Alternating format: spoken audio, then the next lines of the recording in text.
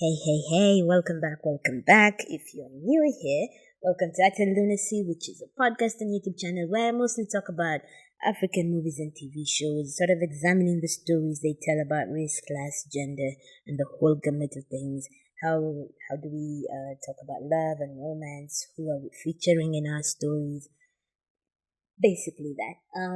I'll be taking a bit of a detour from that, and with this series, I want us to talk about how we talk about abuse, and I will be examining that the recurring themes in the ways that we talk about abuse through the stories of three different women. So June, yeah, June. June is the second one. The first one I did was Sophia and Bumpy's story, and then the second one was June's story as told through Lynn Ngugi. And then the third one will be sort of weirdly two-part. I will talk about Njeri Migwi's story as told to Kalekye Mumo, and then also as told to Lynn Ngugi. So I want to examine the stories, the themes that keep coming up in the ways that we talk about domestic violence and abuse through the stories that these three women tell. So my what do we call it? What is it? Oh man, like the name is right here. Oh, my caveat. Is it a caveat though? Disclaimer. How about that? Sorry, it was going like it was deliberately running away from me. I could see it just try to go anyway. My disclaimer. I would like to clarify at least two things before we go in. One, this is not an exercise in or an attempt to talk over these women and sort of place myself as some kind of expert who knows what was happening to them and with them better than they know. So that's not what this is.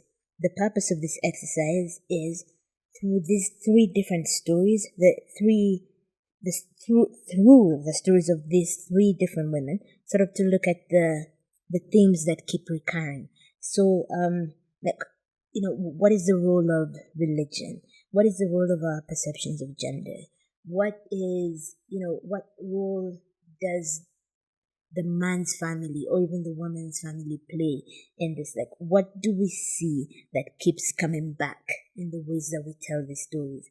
So I'm interested in that because I think often we may not realize that we're saying the same things. So, like, we may not even realize what we're saying and where the focus of our efforts are. And I think it's important to just, through the stories at the very least, to step back and look at what is it that we're saying when we tell the stories. What are we focusing on? Who are we laying the blame on, for example? So that's the first one. I would hate for it to seem like I am talking over these women. That is not the point at all. The exercise is just to look at the recurring themes.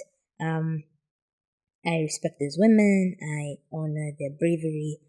They're saving lives. They're literally saving lives. Second, I am not any kind of expert. I am just a person who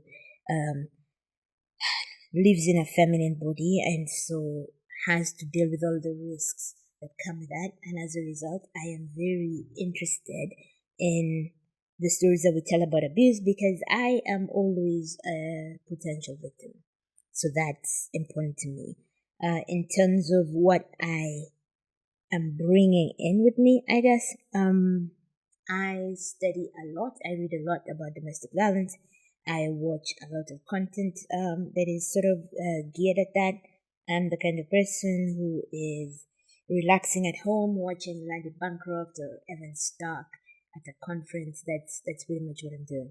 I read academic papers on domestic violence, and I guess we now call it intimate partner violence, although I don't like it because there's no intimacy there. Anyway, so I'm the kind of person who reads those kinds of academic papers. I read books on domestic violence. I listen to audiobooks on the same. I recently finished Why Does He Do That by Landy Bancroft and did a pretty extensive breakdown of at least part one, which is on YouTube. So if you would like to get an in-depth analysis of what it says without necessarily having to read the book, or because you can, or because you're not able to read it, like check it out. It's really good, if I say so myself. I'm currently reading Coercive Control by Evan Stark, and this is sort of what I'm bringing in with me to it. I'm excited about this sort of final lap. It has been so much fun before. It has been really fun. The Sophia and Bumpy story, which got all of this started, it was very enlightening. It was very revealing. So let's do Njeri Migwi's story. A whole champion, a whole legend, a whole brave person that we are all so lucky to have. Somebody we should all aspire to being like, even just a little bit. My cat is doing too much. Okay, so I hope that doesn't mess with the audio. She is insisting on sitting right next to me, right next to the microphone. I hope that doesn't become an issue. Crossing my fingers. Let's get started. We'll do the Kalekye Mumo interview first because it was shorter, and then close with the Lynn Ngugi one because it was really in-depth. I hope I'll be able to do them both in one session. In the event that I'm not, this will be part 1, and then there'll be a part 2. Thank you so much for coming along on the journey with me. I hope that this is helpful to you. I hope that it, at the very least, reveals some patterns that we could easily be missing. And okay, cool. Let's get started. The way this works is, if this is the first one you're watching, the way this works is I'll play a clip, and then we'll talk about it, and play another clip, and we'll talk about it, and pretty much on and on until we get to the end. I'm a bit of a yapper, so this is fun for me. This is a lot of fun for me. What is your story? My story starts when I was a 15-year-old girl who read Mills and Boons and Harlequin and Sweet Valley High and believed in love. and believed in absolute love and, a prince coming to sweep you away and take you. And I met my prince at 15. Wow. Right? 15. I was in Form 3. Innocent, naive Christian girl. See you, cheerleading. Where? So, very equipped. Also, I thought. Yeah. Until I met this man. He was older than me. He was obviously driving. Mm-hmm. Me, I was a naive schoolgirl. Unajua, a Jesus freak. Totally sold out. And I met this man.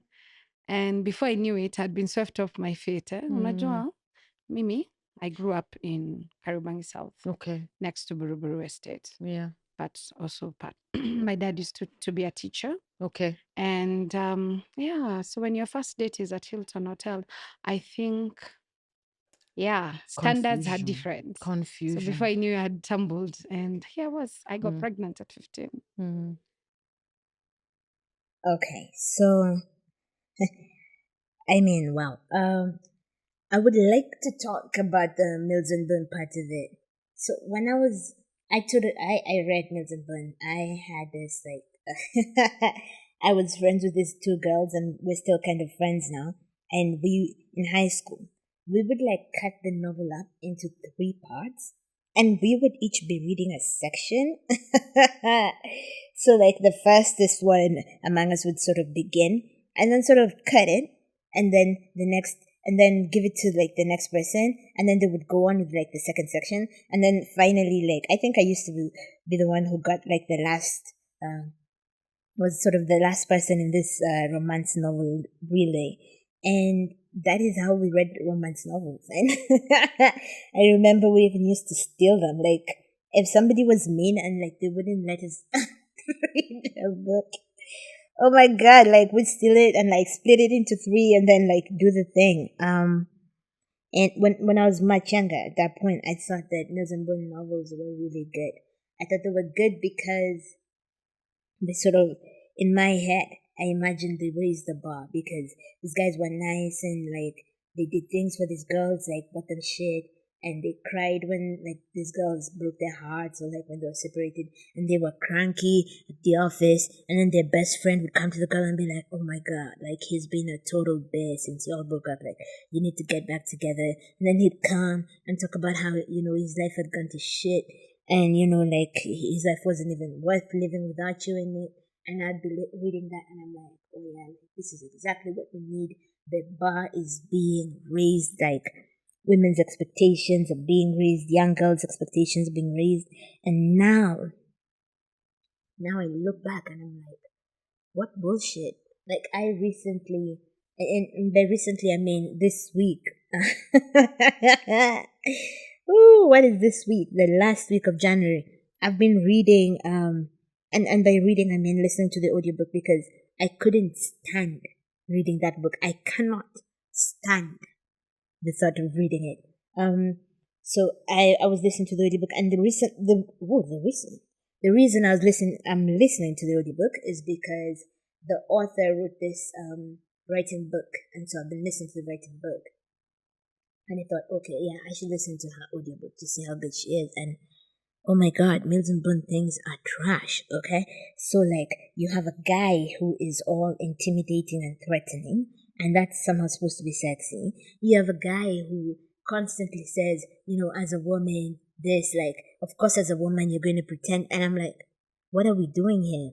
He threatens, Mills and Boone were full of these stories of men threatening to take the child, the billionaire guy threatening to take the child if you leave him. And then, like, I read those books now and I'm like, every page is a fucking red flag.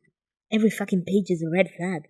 And so I think we were just really young and foolish to look at these Mills and Boone books and think that they were goals, when really, if a man treated you like that in real life, run. I think one thing that Mills and Boone novel succeeded in doing, if nothing else, was lying to women and girls that men actually like women and girls. Like, total lie. Because when I went and told him, hey, I think I'm pregnant, he told, and my dad wants to see you. And he's like, we don't have to do this. My home is big. Come. And me, in my romantic bag. He wants me. I'm going to be a wife. Oh my. So off I went to be a wife. At 15. At 15. Pregnant.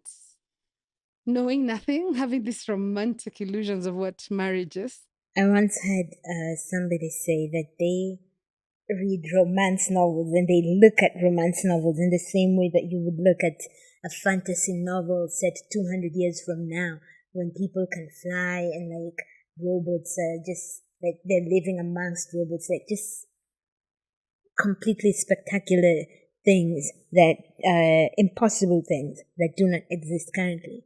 And that's how they look at romance novels. And at the time I thought, oh, you exaggerate. And now I'm like, no, there's no exaggeration. Romance novels are completely fantastical things that do not exist in the current realm that we're in. Because number one, the ones that are good, leave the Mills and Boone nonsense behind. The ones that are really good, the ones that are being written now, and they sort of have these progressive themes, and the men are kind of feminist, and like they don't say things like as a woman this, and they don't threaten you, and they don't threaten to take your kid, and they're not necessarily billionaires. Fuck billionaire romance to begin with. Anyway, they make you think that that's some normal shit, right? But it's all fantastical. The primary lie of romance novels is that men like women. That's wow. That men like women? That is the biggest lie. That's the most fantastical thing about romance novels. That men like women, because if there's something society continues to remind us every day, it's that men do not like women. They may desire women sexually, they may want to use women sexually, but they do not like women. They do not have any kind of affection towards women, they don't. They do not. And that is by far, I think, the biggest lie that romance novels tell us. So yeah, let me know. What do you think? What do you think is the biggest lie that romance novels tell us? And alternatively, what do you think is the similarity between fantastical, normal fantasy themed books and romance novels? Let me know. I'm hella curious.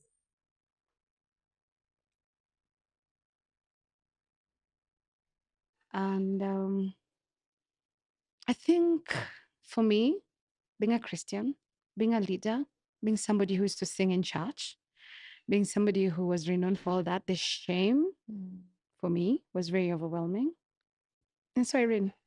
You I couldn't ran. face my dad. Yeah. So I ran away. Okay. It's actually my dad when he was pregnant. I had absolutely no clue that you can get pregnant the first time. Look back. Yeah. I'm looking at it like you're a Christian girl, you're 15. The knowledge you I have had is zero knowledge. And the little knowledge I'd ever had was that you can't get pregnant the first time. We went to Metropolitan Hospital and the doctor says, does the test and tells me you're pregnant. I want you to understand that I was raised by a single dad. So the enormity of being pregnant is not something I even understood what it meant. So my dad is like, she's what? And I'm like, huh? what is that? What? The enormity of it all hadn't sunk in. So we go home and my dad tells me, you do understand what it means to be pregnant? I'm like, no. And my dad is like, I need you to bring the boy responsible. I'm like, responsible for what? And it's like, Responsible for for what? getting you pregnant. You have a baby in your stomach. Jerry, you have a baby growing in there.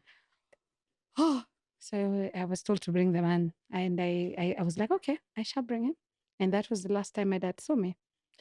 Because when I went and told him, hey, I think I'm pregnant, he told, and my dad wants to see you. And he's like, we don't have to do this. My home is big. Come. And me, in my romantic bag. He wants me.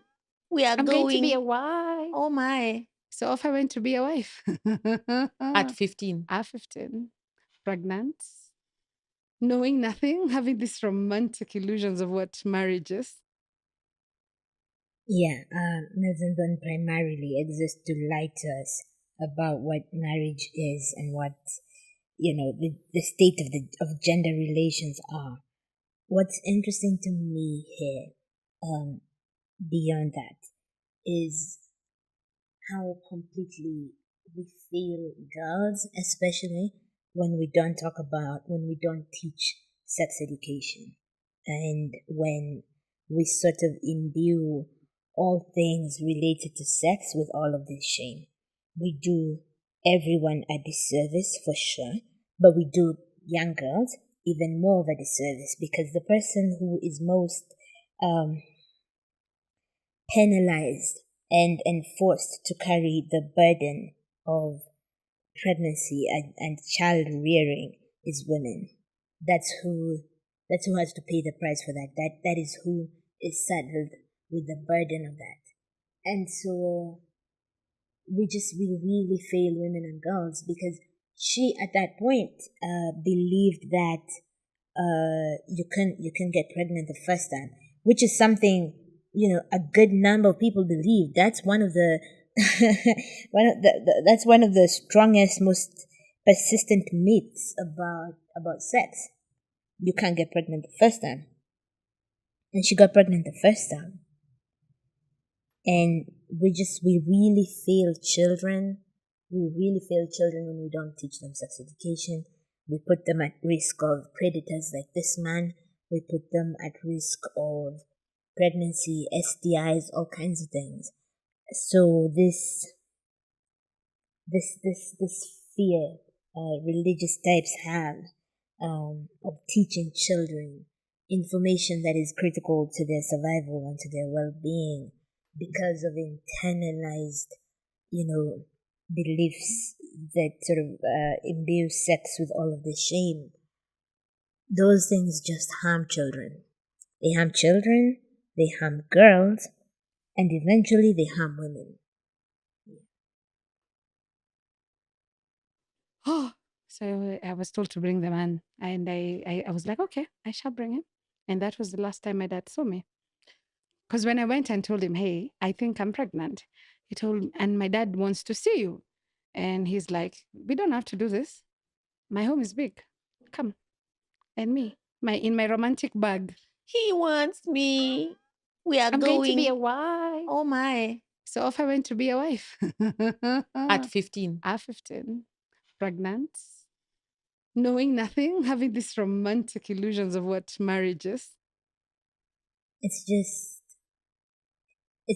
very interesting how abusers constantly have all of these allies around them. This man tells her to go with him to his house, his place, his parents' place, essentially. His parents' place, because, like, they have a big place. He does not want to take the responsibility for what he did. He doesn't want to go and talk to Njeri's dad, present himself and say, you know what, I'm responsible for this shit. He doesn't want to do that. And so he tells her to go and live with him and his parents at his parents' place. And his parents allow it.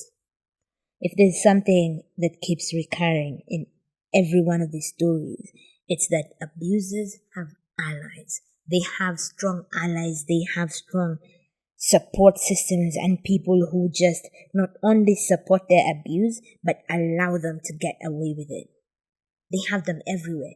This man, a whole grown-ass man, I think he was 24, something like that. Anyway, I don't know. Brings a 15-year-old girl to your house. And as a parent, you're like, yeah, this makes sense. What? She's 15. Like, if your 15-year-old girl disappeared and was now living with some guy, you would not be so sanguine about it. You would not be chill. So, why is it that you're okay with this situation? Like, mothers of boys, like, I really, in my content, in my thinking, in my worldview, try to feed my misandry. I feed it and I feed it every day. And the problem for me will always lie with the abuser and all the people who sort of support them. And like, in word and in deed. Like, my problem will always be with the abuser. However, there's just, after abusers, the group of people who I want to say despise is mothers of boys. Like, boy moms TM, worst people, as in worst people we have ever made. After abusers, after men and abusers, like, dude, boy moms TM are like, Jesus Christ. This woman and her husband, right, live in their house with a 20-something-year-old son and a 15-year-old girl who's pregnant. And it doesn't occur to them even one time to find out who her parents are, to make sure this girl's parents know where she is. Like, what are we doing here? The 90s never used to be like this, right? Like, you would go to somebody's house to visit them. This is the 90s, early 2000s. You go to somebody's house to visit them, and they'd almost call your parents to let them know, to just confirm that your parents know they're there. That you're there, sorry. Your parents confirm that they know that you're at their place. You're living with a pregnant 15-year-old, and it doesn't occur to you at all to find out who her parents are, and if they know that she's missing, or if they know she's okay, like, or they know where she is. Oh man, I hate mothers of boys and boy moms DM, which is boy moms. Ugh, worst. They're abuse apologists in every single one of the stories. Boy moms, abuse apologists. But back to so I got married, and as I said, I was a child. So immediately I finished school, I'm looking at my dad, and my person is there at my bedroom and telling me, "Come, we do life." And so I went to do life. You went back. Yeah. At this point, how was the relationship? Because now you're in your father's house, and he's at his parents' house, I assume. Yes, but he was slightly older. Yeah. The relationship is going. It's Everything still was very fine. romantic. Okay. We haven't started into the violence. The violence settled when we started living together. Okay. Because remember, first of all, me, I'm a child raised by a single dad.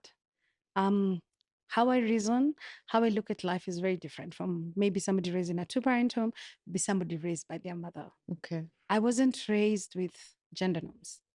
Remember, I was raised by my dad. Yeah. My dad cooked. Yeah. My dad cleaned. So you knew that it didn't matter who you are. If you're in this home, we all do the work. Yes. Okay. So if my dad is cooking today, I'm cleaning the dishes. If I'm cleaning, I'm cooking, he's cleaning the dish. So the gender norms were not something for me. I just assumed that's how the world worked. And so here I am married with a baby, with somebody raised in a two-parent home, in a very patriarchal home that actually believes boys, shouldn't do certain. Boys don't even enter the kitchen. Yes. That's how you see the way now upbringing is different. Yeah. He's from a very wealthy background. I'm a teacher's child. Yeah. Right? We lived in a city council flat, so obviously very different lives. Wait, let's just pause there for a minute. When she said this thing, when she brought up how he was raised in a wealthy background, I remembered. I think another big lie that Mills and Boone and romance stories tell us is that rich men are like the prize and that they're really good. Not all of it, but like must be 90% of Mills and Boone catalog is just millionaires and billionaires, right? And so you're raised with this idea that rich men are where it's at, right? Like they're the ones who treat you really good. And if you're in this society, in like normal society, like you're not a rich kid, then you're surrounded by average men and maybe even poor men who treat their wives poorly. And so in your head, you imagine like this is the demarcation. And I remember in Landy Bancroft's book, one of the persistent myths about abuse is that poor uneducated men are more abusive than rich educated men. And it's like, no, there's almost no difference in abuse. And in any case, you are more likely to suffer more abuse at the hands of a rich man than you are a poor man. Like a poor man, you leave him like, okay, maybe he hunts you down, maybe he doesn't. Like it's fine. But a rich guy knows the chief of police. A rich guy knows, has the kinds of resources that he could find you if he wanted. A rich guy has the kind of resources that he could frustrate you if he wanted. Right? To the extent that he's not, it's because he just doesn't want to. But, this is a very common societal thing, and you see it even now with Sprinkle and all kinds of narratives that we tell that sort of elevate wealthy men above poor men, and specifically saying that this is a better group to select from. And you could not pay me to marry a billionaire. You could not. You could not. And this is even beyond, Marxist and like rational critics of people who hoard that kind of wealth. This is just no. Like this kind of person has too much power. And in a patriarchal society in which power and domination and, all of this privilege and aggression are given to men and allowed where men are concerned, for you to then add money to that, which is another form of power, and then you get together as a woman and as a subordinate person, you get together with this person who has all these kinds of powers. So he has social power, he has like this patriarchal power, he has like financial power. Nigga, this person will kill you and nobody will care. Haven't we seen, think about stories of Saudi princesses sort of trying to run away. Like, dude, they get killed. Princess Diana, like, no. All of these social media, Instagram stories and whatever, and Mills and Boone, the OG, lied to us about what relationships with rich men are really like. And some Mills and Boone novels sort of had it right. Stories about how all the money belongs to the guy, and the girl sort of lives at his mercy, and one day he's really nice and he gives her money, gives her big money, or gives her access to his accounts or whatever. But the power, the money belongs to the guy always. And I think you are in just so much more danger, truly, with a rich, powerful man than you are with a poor motherfucker. Like, none of it is safe, but whoa. That compounding power that rich people have, a billionaire person. Meanwhile, we're being told stories of him and the nanny, him and like the nursery school teacher, him and this childhood friend who is down on their lack. Like, this is the power differential. Anyway, this is one of my favorite things about Njeri Migwi's story. Like, one of my favorite. So because she was raised by her dad, the household had no concept of gender roles. And then she marries this person whose family was like a complete nuclear family. And so he's grown up seeing all of these gender roles, these patriarchal gender roles at play. And now he's expecting those things from her. This is why I do not think people need all of these examples of a working nuclear family. They don't. All a nuclear family does is it teaches children that men are privileged, men are powerful, men have authority, dominion, leadership, and women are subordinate. That's the primary function that is the primary lesson that children get from being raised in nuclear families. That's it. Dad sits and he reads the newspaper, and everyone runs around making sure he's happy, making sure he gets whatever he wants. And if he's mad, everyone's gonna know. And the mom's job is just to work and slave and do whatever the daddy wants, right? So if he says today he wants, people to eat this thing, that's what people eat. And if he says, turn the TV station and put it on this channel, that's what happens. And if he's cranky and he comes from work and he doesn't look like he wants any nonsense that day, everybody shuts the fuck up. And everyone sort of takes turns doing things like cooking, cleaning, doing dishes, taking even dishes to the kitchen, but not Dad. He sits, with his ass packed on the couch, his feet on the perf, and, his remote hand working very hard.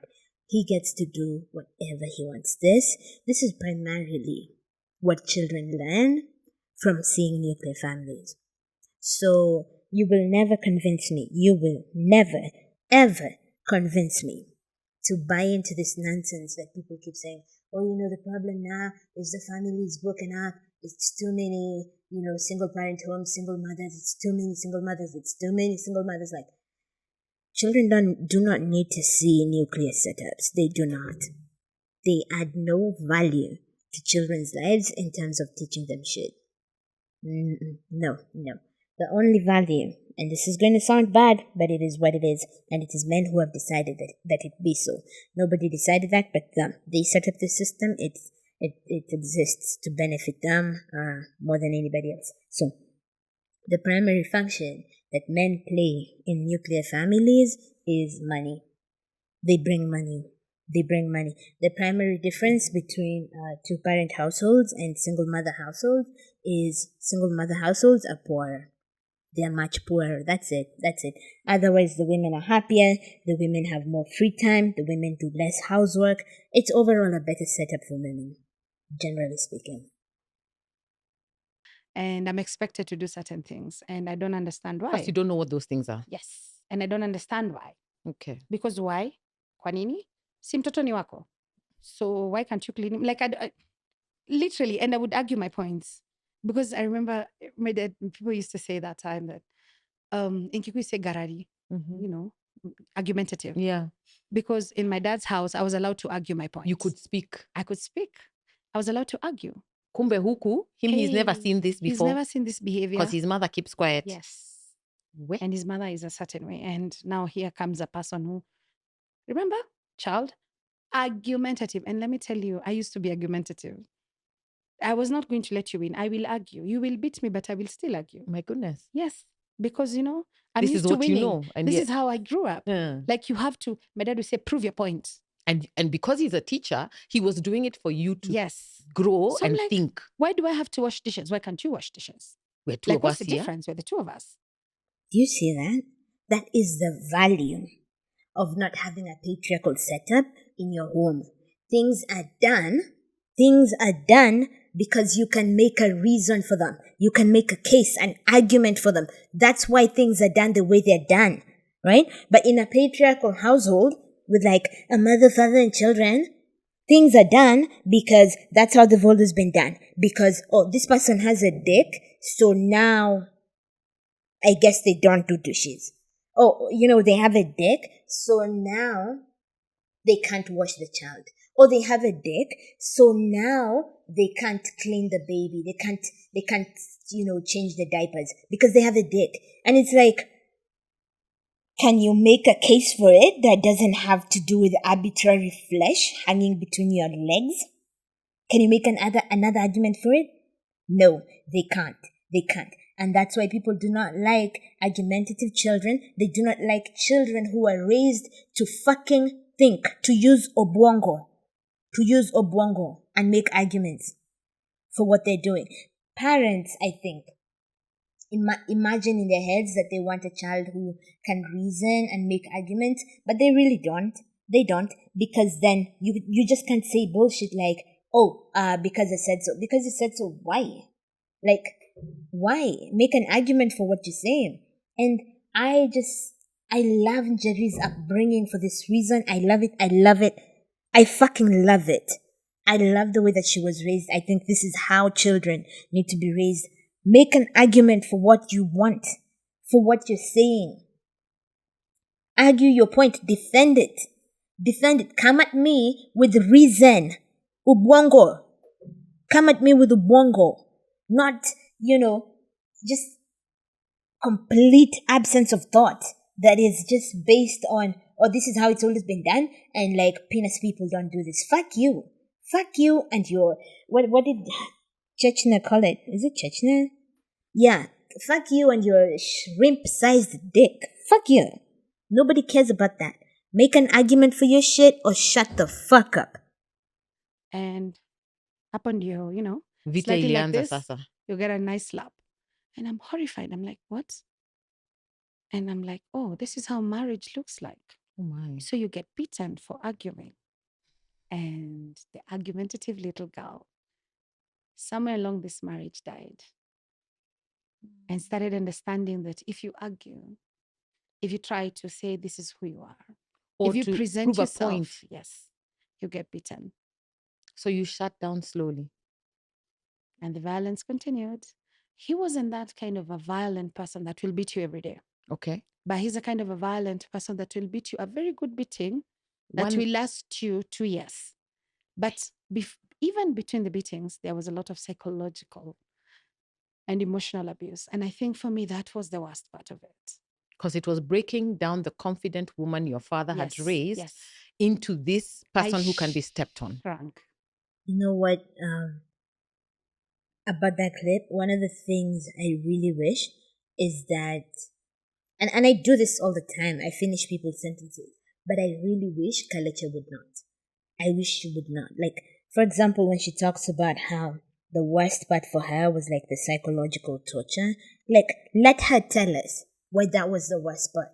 So, anyway, like, I wish she would let her just speak. Just let her speak. Maybe that's what's really good about the Jules podcast. So this is them, because the guest just speaks and speaks, and sometimes Jules interjects with a question or a comment, but for the most part, the person just speaks. And then, it's not like you're putting words in her mouth or nothing. So I like that. Anyway, there's something Njeri says that really stuck with me, and I think it's at the heart of abuse in a lot of ways, or at least it's one of the core things that we underestimate about abuse, and that's the way that it changes you. right? So she got into this relationship as somebody who was open-minded and like outspoken. Argumentative seems, so negative, but it was outspoken. It's like, okay, so let's talk this out. This is what you're saying. Why? Like make an argument for what you're saying. And this person beats her up and intimidates her and begins to chip away at that. And she starts to withdraw into herself, becomes this, sort of timid person. And the outspoken person starts to like draw back. And, this is the psychological game and sort of warfare that is waged on victims of men's abuse. This is what they do. This is what they do. And then people look at you and they're like, but Njeri was so outspoken. Like, why would she put up with that? Because at that point, it's not you, right? He's breaking you down. He's making you another person. So now you're this timid person who doesn't speak up as much as he used to. He's essentially changing you. And I feel like that's one of the things that we miss about abuse. That the person who stays is not necessarily you. Certainly not the you that got into this relationship. You're not the same person. They're breaking you down and they're fashioning you into the kind of person that they can best control. Even between the beatings, there was a lot of psychological and emotional abuse. And I think for me, that was the worst part of it.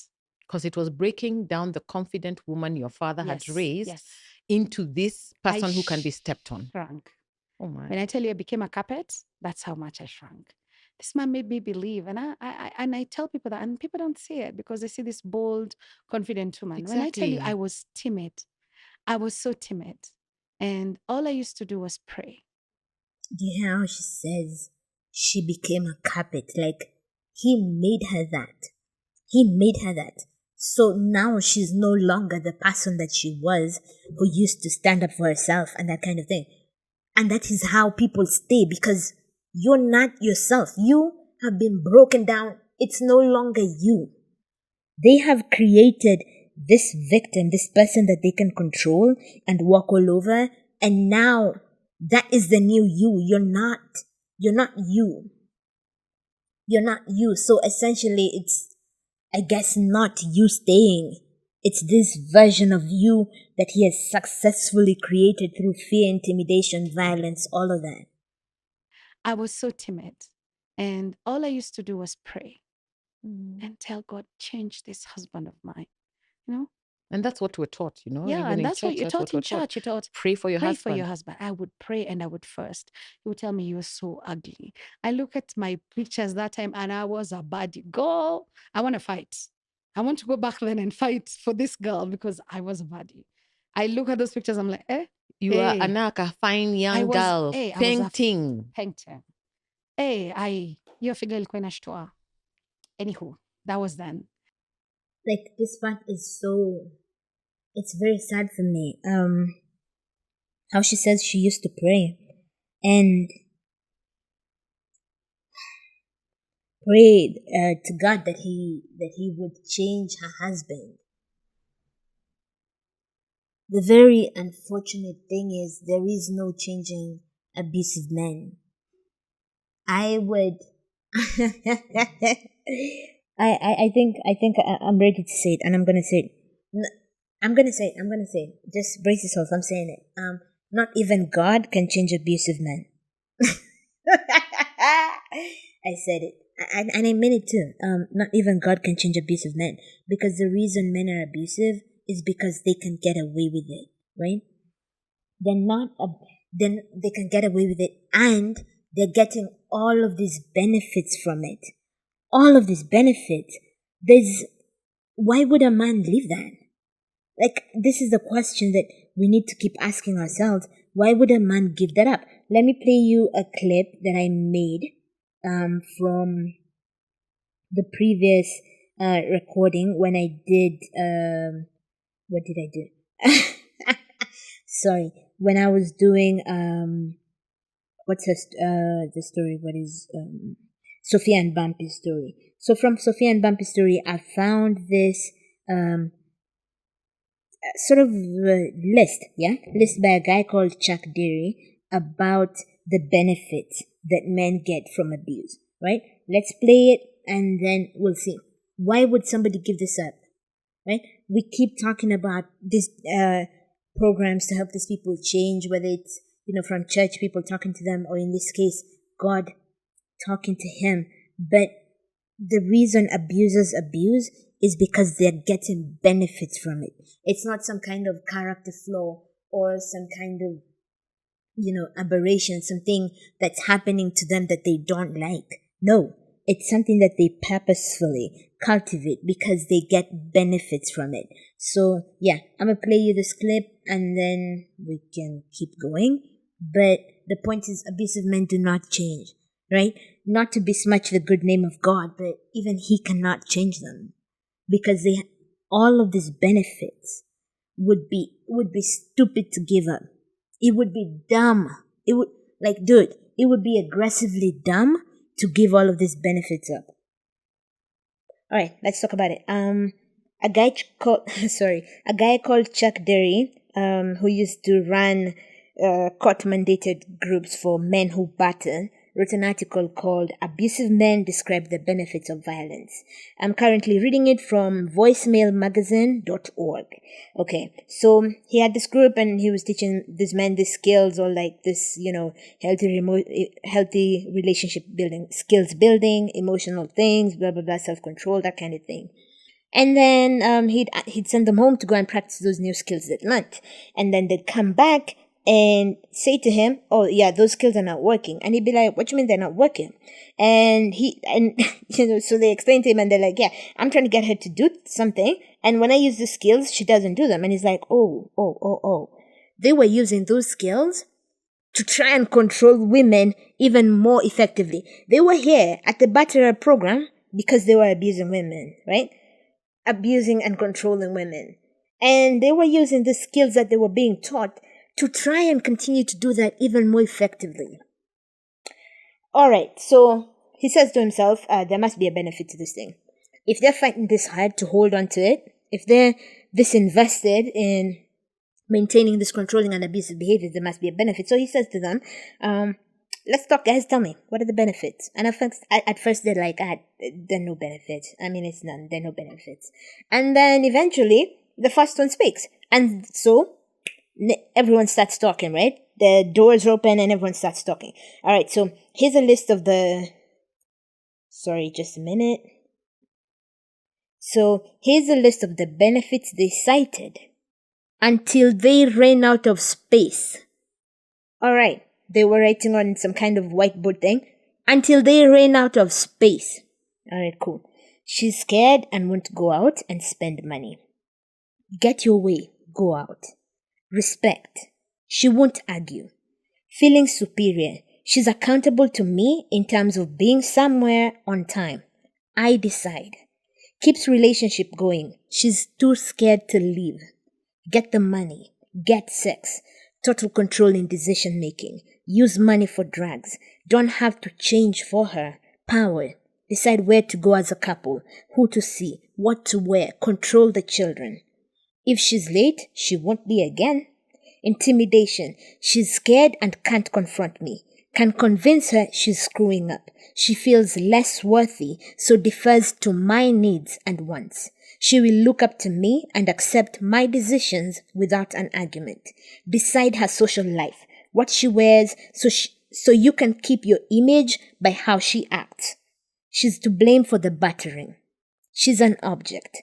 I get a robot babysitter, maid, sex, food. Ego booster. She tells me I'm great. Bragging rights. If she works, get her money. Get her to quit job so she can take care of the house. Isolate her so friends can't confront me. Decide how money is spent. I'm breadwinner. Buy the toys I want. Take time for myself. She has to depend on me if I break her stuff. I get to know everything. She's a nursemaid. She comforts me. Supper on the table. Invite friends over without her knowing. more work for her. No compromise, more freedom. Don't have to listen to her complaints for not letting her know stuff. She works for me. I don't have to help out. I don't have to hang out with her or kids. Determine what values kids have, who they play with, what school they go to, or getting to ignore the process.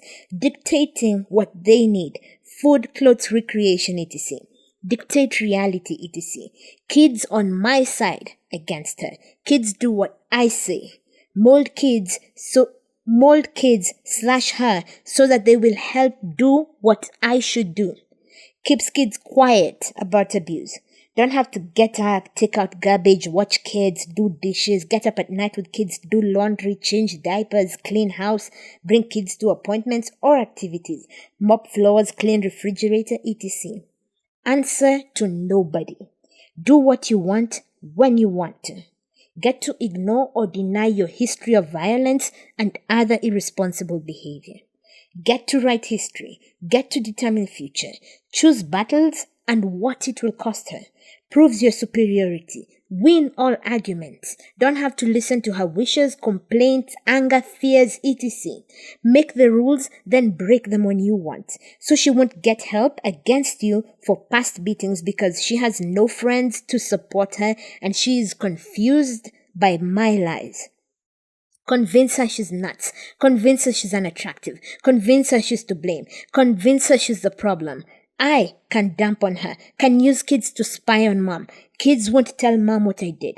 Kids won't disagree with me. Don't have to talk to her. I'm the king of the castle. Can make yourself scarce. Have someone to unload on. Have someone to bitch at. She won't call police. Tell kids don't have to listen to mom. Get her to drop charges. Get her to support me, to her family, my family, cops, judge, SCIP, prosecutors, etc. Get her to admit it's her fault. Okay, that's the benefits, right? That's the benefits. Now, let's talk about the downsides, right? The negative bits of being a person who's this controlling, being this abusive. What are the negative sides? According to this man, right? So this is all they supplied and they wrote a whole whiteboard of it, right? Let's see, the downsides of it. So this is what they listed as the negative bits. You could get arrested, divorce, get protection orders taken against you, adult kids don't invite you to their weddings, and you have to go to groups like this. That's the whole list of disadvantages. That's the whole list. Five things. 1, you could get arrested. 2, you could get divorced. 3, you could get protection orders taken against you. 4, adult kids don't invite you to their weddings. And 5, you may be forced to go to groups like this. Butterer groups. Those are the 5 downsides of being an abusive person. And we have seen the benefits, right? A whole whiteboard of benefits. You tell me, what words could you possibly use to convince somebody to give up a whole whiteboard of benefits for 5, because of 5 measly downsides? No, you tell me. Why would you give up that whole board?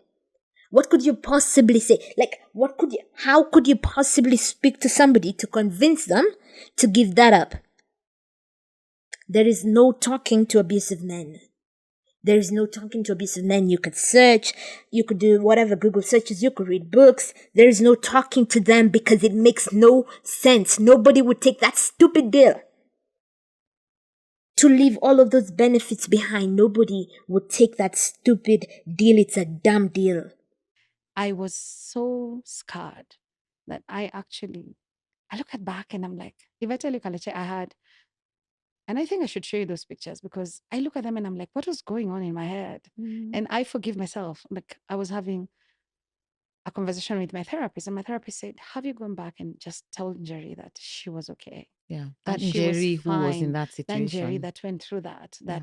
it's okay. That now you occupy space that you're a pastor now and it's okay to have gone through all those things. But I'll say there, anybody who looked at me would see this, beautiful girl living a beautiful life, driving a Range Rover, living in Rose Lynn. I mean, your children are in the top end schools. So everybody who looked at me had, There's no way if would it have was this imagined. time of, Instagram and everything, I would have been, those people who have all that following because, I'm doing life. I'm in London. Yenyewe, I'm in Hong you Kong. are living the life Yes. that many of these young People, girls crave. imagine. Yes. Imagine. And I was miserable and I was dead.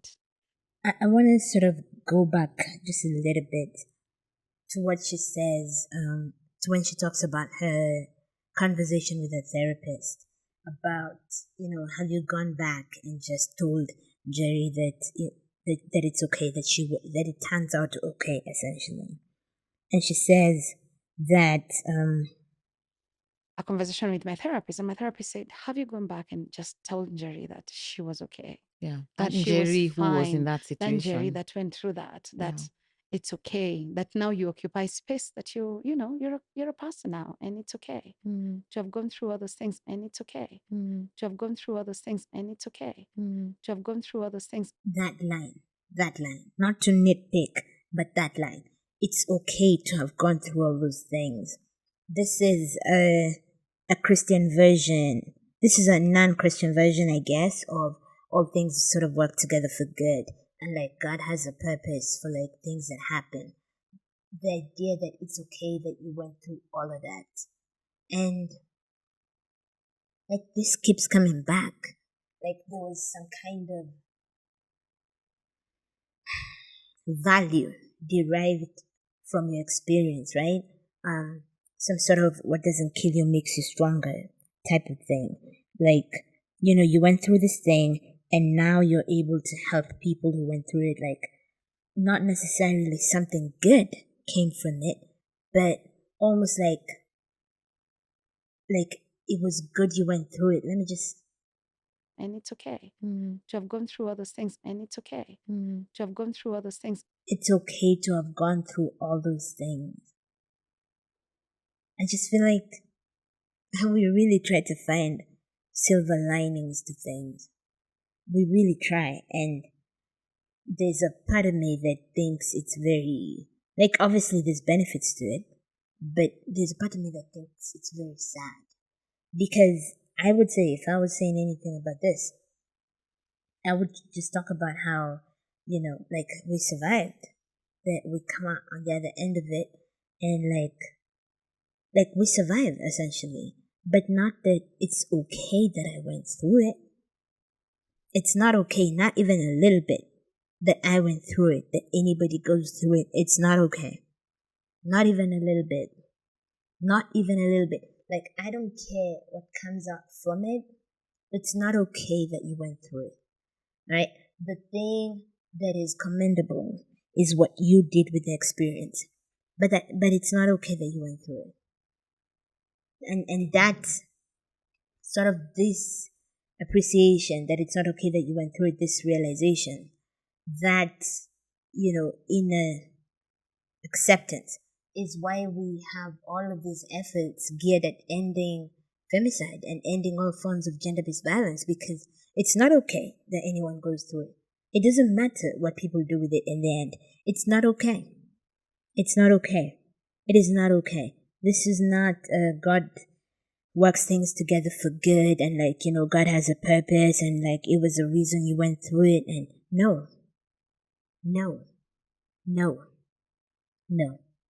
It's not okay that you went through it.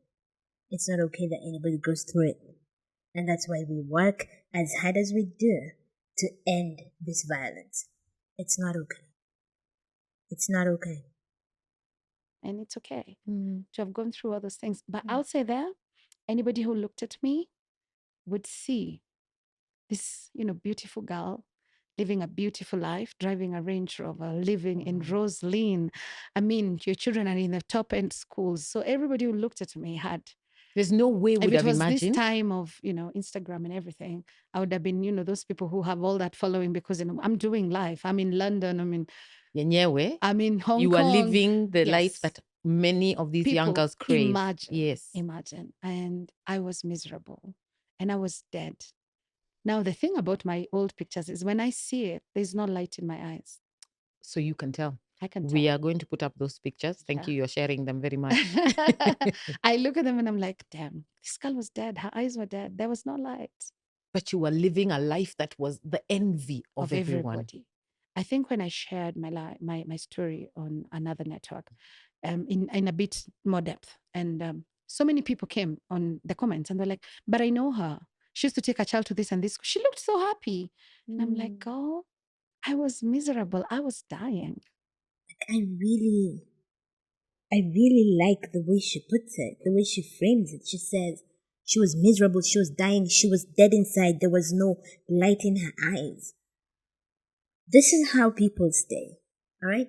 Because you've already been killed inside. It's almost like you're no longer there. You are dead.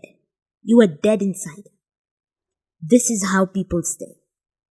Because they have been killed inside by that man. All right? And so it's up to us, the people on the outside, to create, I guess, the, fertile condition for them to come out.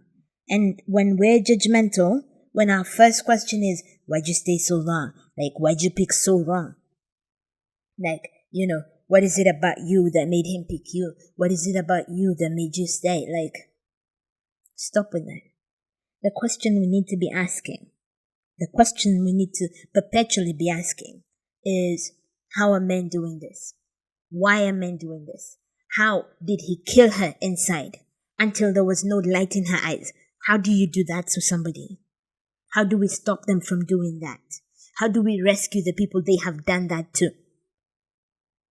How do we create a society and an environment that supports these people when they want to come out?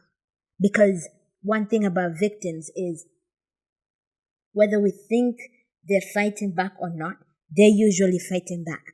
They're usually resisting. They're usually trying as much as they can in their current capacity. So there's a reason we're told the average number of times a woman leaves before they finally leave an abuser is, I think, 5 to 7 times. Don't quote me, but I think it's something like that.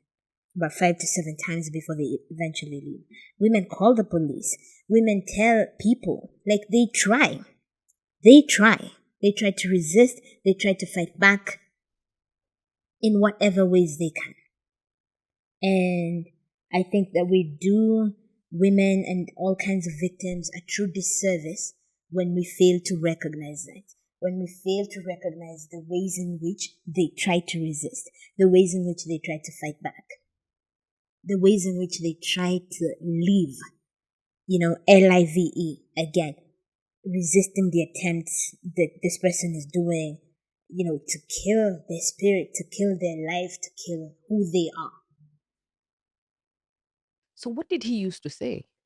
Oh, first of all, he made me believe I was the ugliest, person he'd ever seen. That's why I laugh when Twitter trolls come to me and tell me I'm ugly. I'm like, Bumpy. Hiyo nishaambiwa. Come again. Even if you call me a Komodo dragon, I'm okay. I've been there, done that, got a t-shirt. Baby, you can't make me. You cannot shrink me. Do you see that? Like, she was objectively a hot chick. And he made her believe that she was ugly. Like, this is what abusers do. This is what abuse does. It breaks you down. It makes you believe just things about you that are not true. This is how abuse works. And that's why we need to stop. We need to, as a matter of urgency, stop talking about the women in terms of what are they doing wrong. We need to talk about abusers and what they are doing, the ways in which they're breaking these women down. Because it's not about these women. It's not about some weaknesses about them. It's about the fact that abusers kill your spirit. It's about the fact that abusers just work on you, breaking you down, leading you to believe things about you like this. That you're ugly, you're stupid. Nobody would ever listen to you. You're dumb. You can't live out on your own. There's nothing you can do. Like, they break you down. And I feel like every time we hear these women's stories, we need to go back to that. We need to remind ourselves of this. Because we live in a society that is just steeped in victim blaming, steeped in victim blaming. Oh, what was she doing? Like, what did she say to him?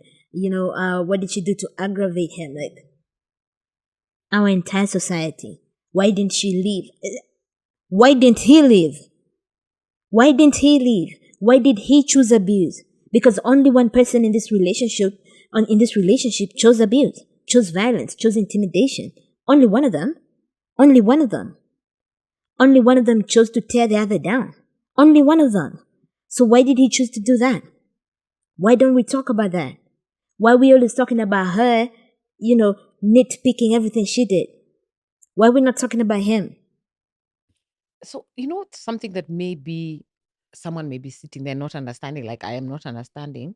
When somebody tells you you're ugly and they're still staying with you, I mean, like, if it's something I don't I'm like, doing I you a don't stay. favor. Oh, okay. I'm doing you a favor being with you. Because no one else will. No, why would anybody else want you? And let me tell you, there's a verse in the Bible that says faith comes by hearing. Yes. And hearing by the Yes. word of God, right? Yes. Now, I also want you to understand that shame comes by hearing. And when something is repeated too often, you start believing it. Yani, when I heard Njeri say that, faith comes by hearing. Like, I know it's a Bible verse and I knew it from my church days. But when I heard her say it, it sunk in like it never sunk in before. Faith comes by hearing. Faith comes by hearing. Like, I've been telling people, like Njeri said, faith comes by hearing. Like, now I attribute it to her. I don't care. I attribute it to her. Faith comes by hearing. And, she says, shame also comes by hearing. When people tell you something, when an abuser, the person you're quote unquote closest to, the person you're with most of the time, tells you that you're stupid, tells you that you're ugly, tells you that nobody would want your stupid ass, right? Brings you down. And then compounds that by like beating you up, right? And intimidating you so that you're living in fear of him and you feel like you're at his mercy. And you start to feel like he's doing you a favor. Faith comes by hearing. If every day somebody's telling you how ugly and stupid you are, eventually you come to believe it. If somebody tells you how completely useless you are and how nobody would ever want you, you start to believe it. Faith comes by hearing. Faith comes by hearing. So, this is another one that just makes me so empathetic and so brings out like my compassion towards victims of abuse, because like I can't even imagine how somebody breaks you down so completely that you feel like you're dead, that you're no longer yourself. Wow. I feel like we need to remember this constantly, that the women have been broken down, and they have been broken down by that man. He did that. He broke her down. Faith comes by hearing. Let me tell you the first time I had somebody tell me I'm beautiful. I was in a plane. I was traveling to Hong Kong. There was this fine Ethiopian man. He came and told me. He sent an air hostess and he said, I want to upgrade that girl. Wow. I think I was in economy, and he upgraded me to first class where he was seated. Wow. And he told me, you're such a beautiful girl. I'd like to know you better. And I'm looking for Who is he talking to? where is the beautiful girl? Because it can't be me. Cannot be me. So how did the rest of that flight go? This man kept on telling me nice things, and I was looking at him in absolute horror. Really blank. Like I was looking at him like, you were mad. And I remember he gave me his card and he gave me $1,000 to contact him. And Njeri ni nani? Hi, babe. I met this man. Let me tell you. The next time I went to Hong Kong, my husband was in that airport. Tuliachania Nairobi, but I got to Hong Kong and he was in Hong Kong. Because now he was afraid there's somebody who has told you you're beautiful. Do you know how shocking it is for you to have left somebody at the airport in Nairobi, but to see him in Hong Kong when you arrive? What do you mean? I'm just dragging my bag and this man is sitting. Wait. I think that was the most horrific. People ask me why I have this startle. If you stir me, I get a panic attack. But I do not understand. I used Kenya. I used to use Emirates a lot. So you've gone through a commercial flight, you've gone through transit, nini. It's taken hours, you've landed. and the person who said goodbye to you and saw you off is standing there. Yeah, alichukua jet. Alichukua Kenya Airways direct. Where? Because Yeah. to monitor you. Yes. So you were being monitored. Yes. You were being emotionally and mentally abused. I had a bodyguard.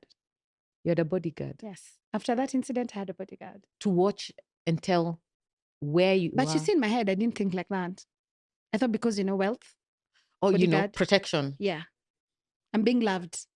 I mean, I make these mistakes and I get beaten. Yeah. I mean, obviously, this is how marriage looks like.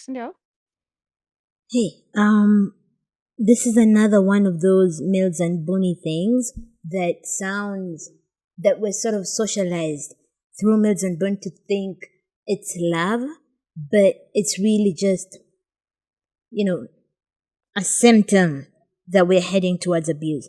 So this whole extreme jealousy thing, right? In Mills and Boone, it's sort of framed as, and like even in the one that I was forced to read most recently, the woman talks to this guy at a business function that her husband, her marriage again husband, whatever, tells her to attend with him, right? They have this like fake marriage for business thing, and her fake husband gets really mad because this other business person was talking to her, and he steps up to her and is like, if you're feeling all, so I guess randy and you want to have sex, like maybe I should take you right now. Dude, that's a rape threat. But it's made to sound like, he just really likes her and he doesn't want other men to like, nyemelea her. And it's the same thing here, except, Njeri is, I guess, wise enough to see it for the threat that it is, to respond to it. Oh no, at that time she didn't. Oh yeah, no, for the thing, yeah, she was pretty freaked out by the fact that he was there. And one of the things about abusers is they need to keep you in their orbit. They need to keep you in this small isolated circle so that nobody contradicts the lies that they're feeding you. So he's told you how completely stupid and useless you are. Sorry. How nobody will ever want your stupid ass.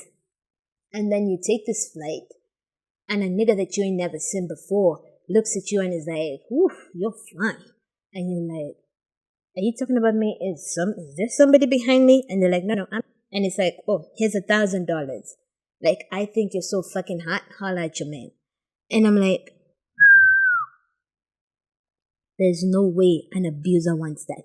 He doesn't want anybody who's going to contradict what he's doing to you, because that was set to chip at the hold he has on you. If one person can convince you that what he's saying is bullshit, then it's just a matter of time before this wall of abuse that he's built around you crumbles and you're free. And like it's very sad, because even in Mills and Boone type romance novels, you're given a bodyguard, and it has this connotation of protection because, he's a billionaire, and sometimes, people may gun for you because they want something from him. Ugh. And, even in her case, she thought it was protection. She thought, this person, of course, is, sometimes he beats me up bad enough that I have to go to a hospital. But, and, that's marriage. That's marriage, right? But, he also cares about me. He had me a bodyguard. Like, romance novels are just, they're so full of bullshit and lies. I feel like any romance novel that has millionaire, billionaire, sheikh, prince, like, oh my god. Like, oh my, I can't, okay. I'm not going to call for book burning. I won't. You get beaten occasionally, vibaya, sometimes you find yourself in hospital. Small things like those. But see, that's how marriage is. So I become humble, I become submissive, I become this wife. I was that wife, by the way. When people talk about submissive wives, baby. Despite all the things you went through, Yes, you were still I submitting. was fighting for my marriage, baby. Despite all the things you went through, Yes, you were still I submitting. was fighting for my marriage. Ooh, you see, that is Kalekye's first mistake. She says, despite all the things you went through, you were still submissive. Babe, the word you're looking for is because. Because of all of the things she went through, she became submissive. Because that's not how she started out. This one started out as an outspoken, confrontational type person who's like, yeah, make an argument for what you're saying.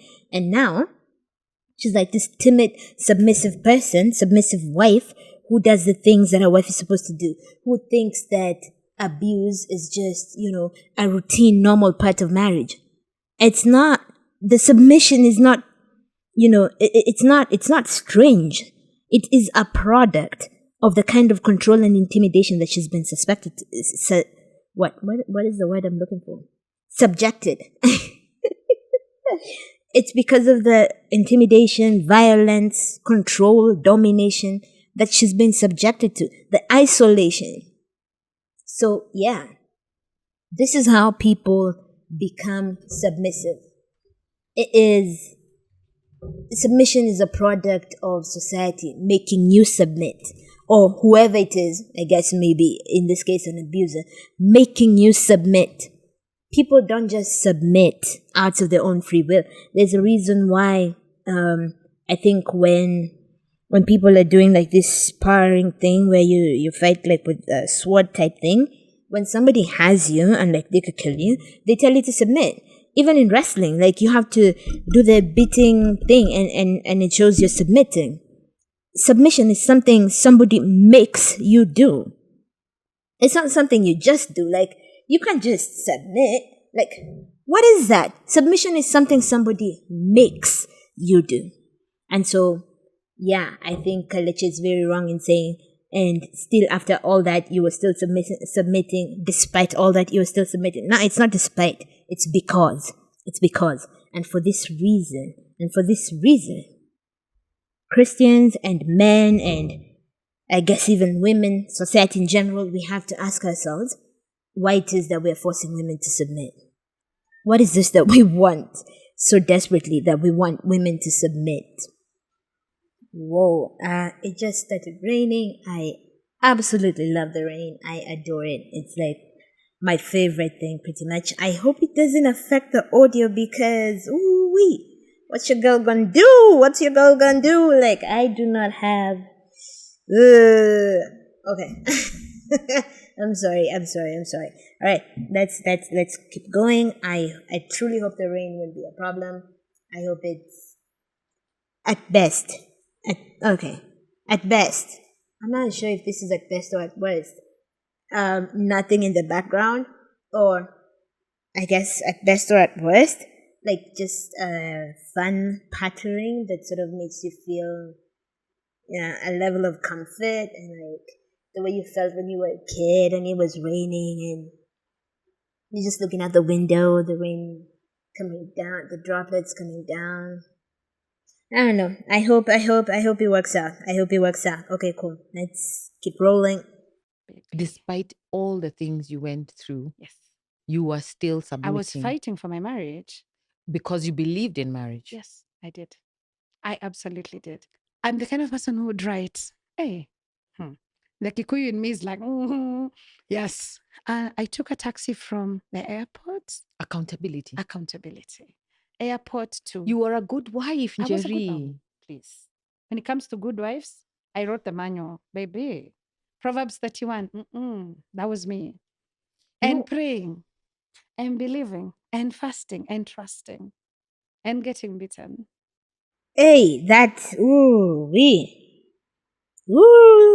that's the way that the way she tells that story. It's perfect. It's fucking perfect. Talking about how she was like the best wife, a good wife, and she's praying and fasting and all of that, and getting beaten. Like, woo-wee. Like, I love how she tells that story. I would like to talk about what they say about she still believed in marriage and all of that. And I think it's time to stop believing in marriage, whatever that means. And I suspect it means believing that marriage is good and beneficial and that people should work towards sustaining their marriages and all of that. But I think it's time to let that go. It's time to let it go and begin to believe in, I suppose, good relationships, healthy relationships. That's it. That's it. Just good relationships. I think that this believing in marriage is just evidence of our internalized patriarchal thinking and male supremacist logic, because the reason we talk about believing in marriage, and here I'm talking about women because this is who's mostly using this language, this is who's mostly fighting for their marriage and trying and struggling to learn and pray and fast, all of that. We don't hear men talking about this. And so, it's just evidence of the way we've internalized all of this patriarchal thinking and male supremacist thinking, because it says that marriage, and by extension, because who we're talking about primarily is women, there's something really special about having a man. There's something really special about being picked by a man. There's something really special about having this sort of union that is recognized by the church and the state with a man. And all this does, I think, is devalue all of the other relationships that we have while elevating the singular relationship because we're doing it with a penis person. That's it. That's it. I do not like it at all. I do not like it at all. The extent to which we are socialized to value marriage and relationships with men above all other kinds of relationships. Why? Why? Because we're doing it with a penis person? No. No. No. Marriage is not, it's not special. It's not special. To the extent that I guess it is. What would be special about it is you're with somebody who loves and cares for you, but there's nothing particularly special about this union. There's nothing special about it. They just lead us to believe that.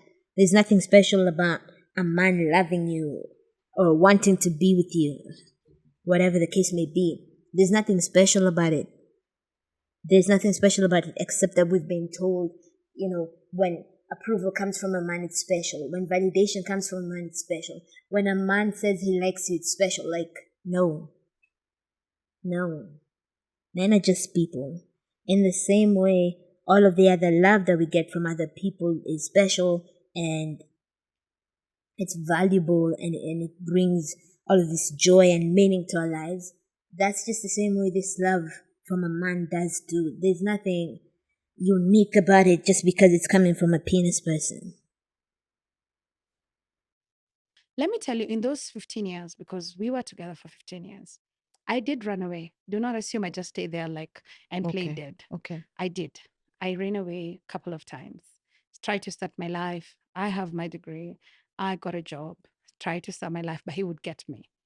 He would Right follow back. me and he would pull me back. Do you understand that? I love that.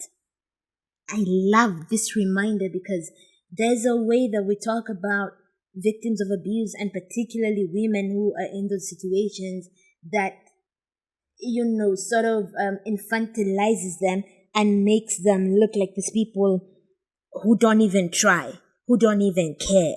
And all of the evidence shows us that that's not the case. These women, they're constantly trying, they're constantly fighting, they're constantly struggling, they're constantly pushing back. She was getting beaten up, right? Because she was pushing back. He'd say something and she'd say something back. And she'd get beaten up or, abused because of it. So, I really love how she talks about the fact that she tried to leave, to run away multiple times. And it was just that he would find her, right? He would find her and bring her back or whatever. But she tried. And what we need to do is make sure that we have systems in place that support these women when they try to leave, as they try to leave. And whatever efforts they're making to push back on this situation, on this domination that they're under, on this control, what we need to be thinking about instead of asking these women questions like why they stayed is how we can support them. How we can support them in their struggle to leave. How we can support them in their efforts to push back. That's what we need to be thinking about. That's what we need to be talking about. To the extent that we ask them questions, these are the questions that we need to ask. Like, what would have helped Njeri in those, those multiple instances when you tried to run away, when you tried to leave? What would have helped?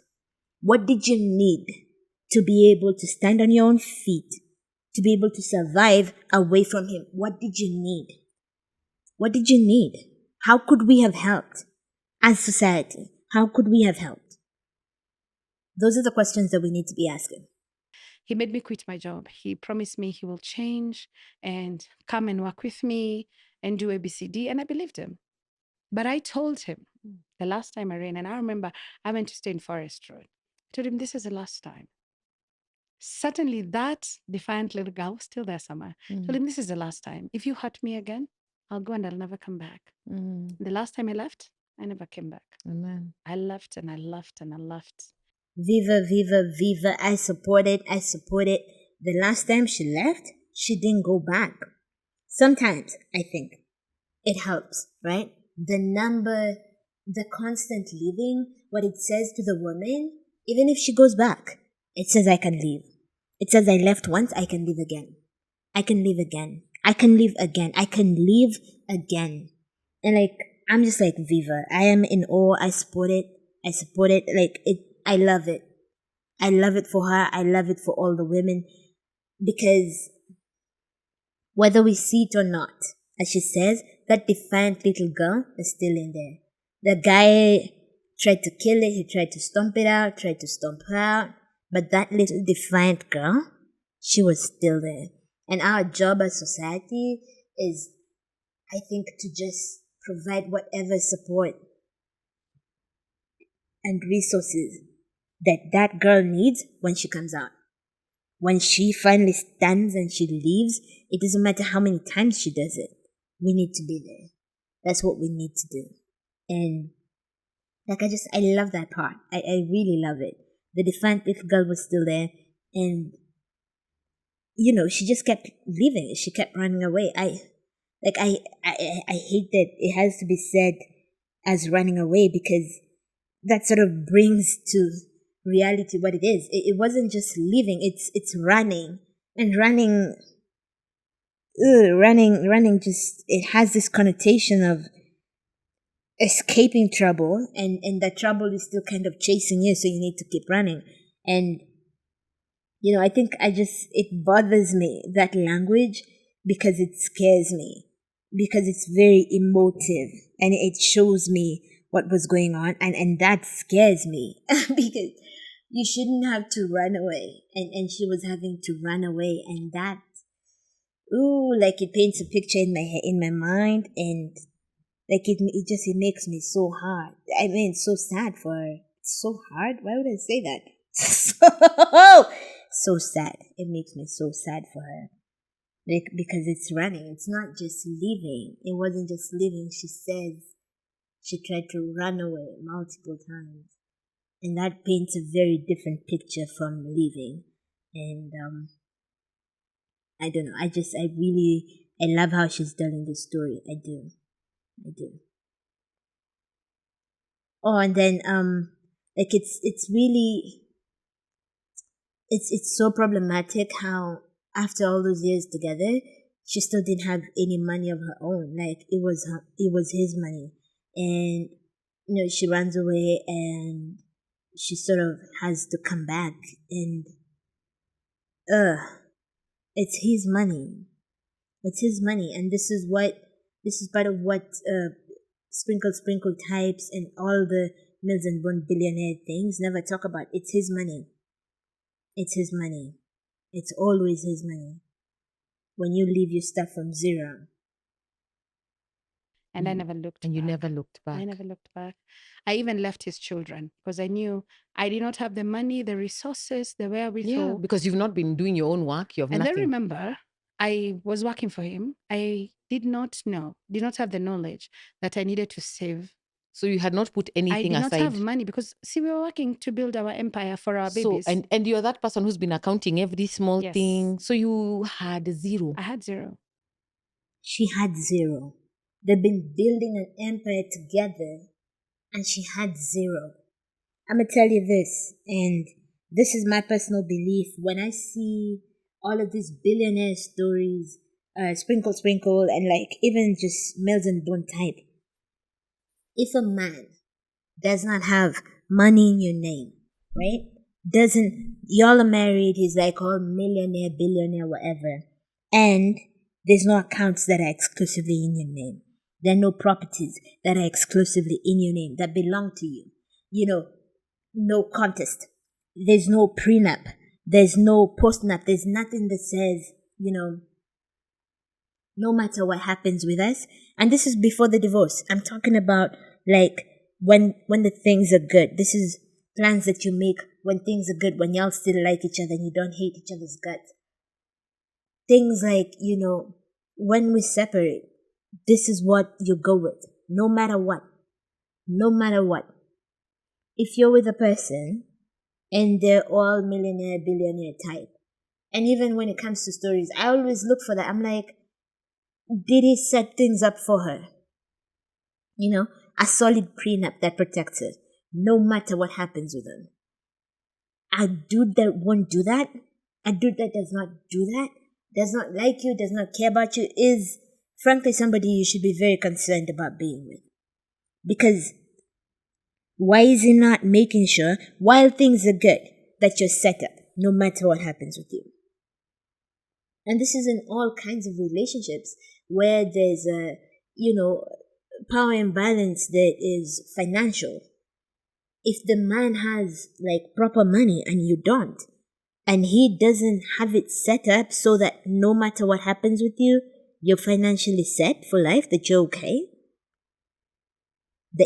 that at least you're splitting whatever you have, no matter how little it is, that you're splitting it in a way that recognizes your contribution, in a way that says, I care about you. Even if this ends, I want the way I'm feeling about you now to reflect. I care about you. And I don't know what's going to happen in the future, but based on how I feel now, right? Based on everything about the way our relationship is right now, I want to know that you're going to be okay. I want to know that you're going to be taken care of. A nigga that wouldn't do that, and he's like millionaire, billionaire, or even just, rich, what are you doing? What are you doing? What are you doing? Like, I would never think of you as a good man at all if you didn't have things set up like that. I would never think of that kind of man as a good man at all. You need to have your own money set up. If he's like the millionaire, billionaire type, set up by him. If you're contributing, like in her case, you're working on some kind of business empire together, then documentation that says we're working on this together, legal documents that says, you're a rightful owner of this thing. I mean, it's very unfortunate. But the goodness is, I met a friend. She's called Pastor Stella. She's a childhood friend. And we met. And she came by to one of the shops. She just popped in and she saw me. She's like, oh, go. And we met. And I told her what I was going through. And I told her, I think I want to leave. I don't know how to leave, but I do think I want to leave. And she went and looked. She told me, what do you want? I said, look for me a house. So I would like have little money here and there. I would send it to her. So she got me a house. And I started buying furniture. So when he triggered me, I had a home to go to. Thank God. And I ran. Amen. And I left. But I left without the kids because I knew for certain they won't. If I go with these kids, that would be a war now. I'm dead. So the kids came naturally. Can we just take a moment to celebrate Pastor Stella, wherever she is? Like, this one, a true Christian, right? A true Christian who is living and walking in the footsteps of Jesus, who came to set the captives free. Who came to set the captives free. And to just give life and life in abundance. This woman, Pastor Stella, could have done what Christians do, which is tell you to pray for your marriage and whatever. But she says, what can I do? How can I help? Right? That's like, it's such a simple question, but it's the question that we should always be asking when it comes to women who find themselves caught up in such kinds of abusive relationships and situations. What can we do to help? How can I help? What can I do? And then when Njeri said what she needed, find me a house, Pastor Stella went ahead and found Njeri a house. And Njeri was slowly populating it, like with furniture and the things that people need for life and living. And like, I am so touched. I am so moved. I am so challenged by this Pastor Stella chick, whoever she is. Like, more power to you. More power to you for, like, I feel like being a true Christian. Anybody, I feel, who tells you to, like, pray for the marriage that is abusive and tries to talk to you guys about how to get back together, that person needs to find another name to call themselves. Because then they're not a Christian. They're not a Christian. They're not following Jesus. I do not know what they're doing. I do not even know who they're following, right? But they're not following Jesus. They're not following the example of the man from Nazareth who was feeding the hungry and healing the sick and hanging out with prostitutes, right? Hanging out with women, first of all, and not just women, hoes. Like, hoes. Nigga, what? If you're gonna follow somebody, follow that Jesus. Follow the God of Pastor Stella. None of this God hates divorce that. She didn't say that. She didn't say none of that. She had the story and she was like, how can I help? This is not the time for you to bring in your dogma and all of that. This is the time for you to help. The same way Jesus helped. He was there healing the sick. That's what he was doing. Mourning with those who mourn. Being there for people in the way they needed it. In the way they needed it. So, celebrating Pastor Stella, like, more power to you. May we live to see Christians become more like you. May we live to see Christians who actually resemble anything like what followers of Christ would resemble. People who hold Christ in high esteem. May we live to see them live like that. Because, wow. I was able to rebuild my life in those 5 years. Yeah. Got a business, started well, did well. Fortunately, one bad business decision and I was auctioned. I'd even managed to buy myself a car, had an office. I made one bit, I got into business with somebody who ran away with my money. And that money encompassed my savings as well. Oh. And yeah. So now you went back to I started zero. from zero. Okay. Did you hear that? Like, just one bad decision. Bad luck, one time. And she was back to starting over again. I think that we really underestimate the extent to which life is just... so much of life is about luck. So much of it. Like, the fact that when you were 15, you were not approached by some kind of predator and tricked with money and, like, dinners and dates at the Hilton and rides and, like, what was it, a Mercedes or something. Like, you're just really lucky that didn't happen to you. You're lucky that you haven't met somebody who you trust and who has ulterior motives and plans to swindle you. Like, you just get really lucky. Even in terms of the kind of person that you meet, I feel like a lot of times we sort of imagine that there's an extent to which we're really good at choosing, right? And women say, and not women actually, all of society and social media says, why do women keep choosing this man? Choose better. First of all, the sample space is terrible. So There's no choosing better. And secondly, that is just one of those things we tell ourselves so that like, we have control over the things that happen to us. And we don't. So much of life is just, it's random. It's lack, so much of it.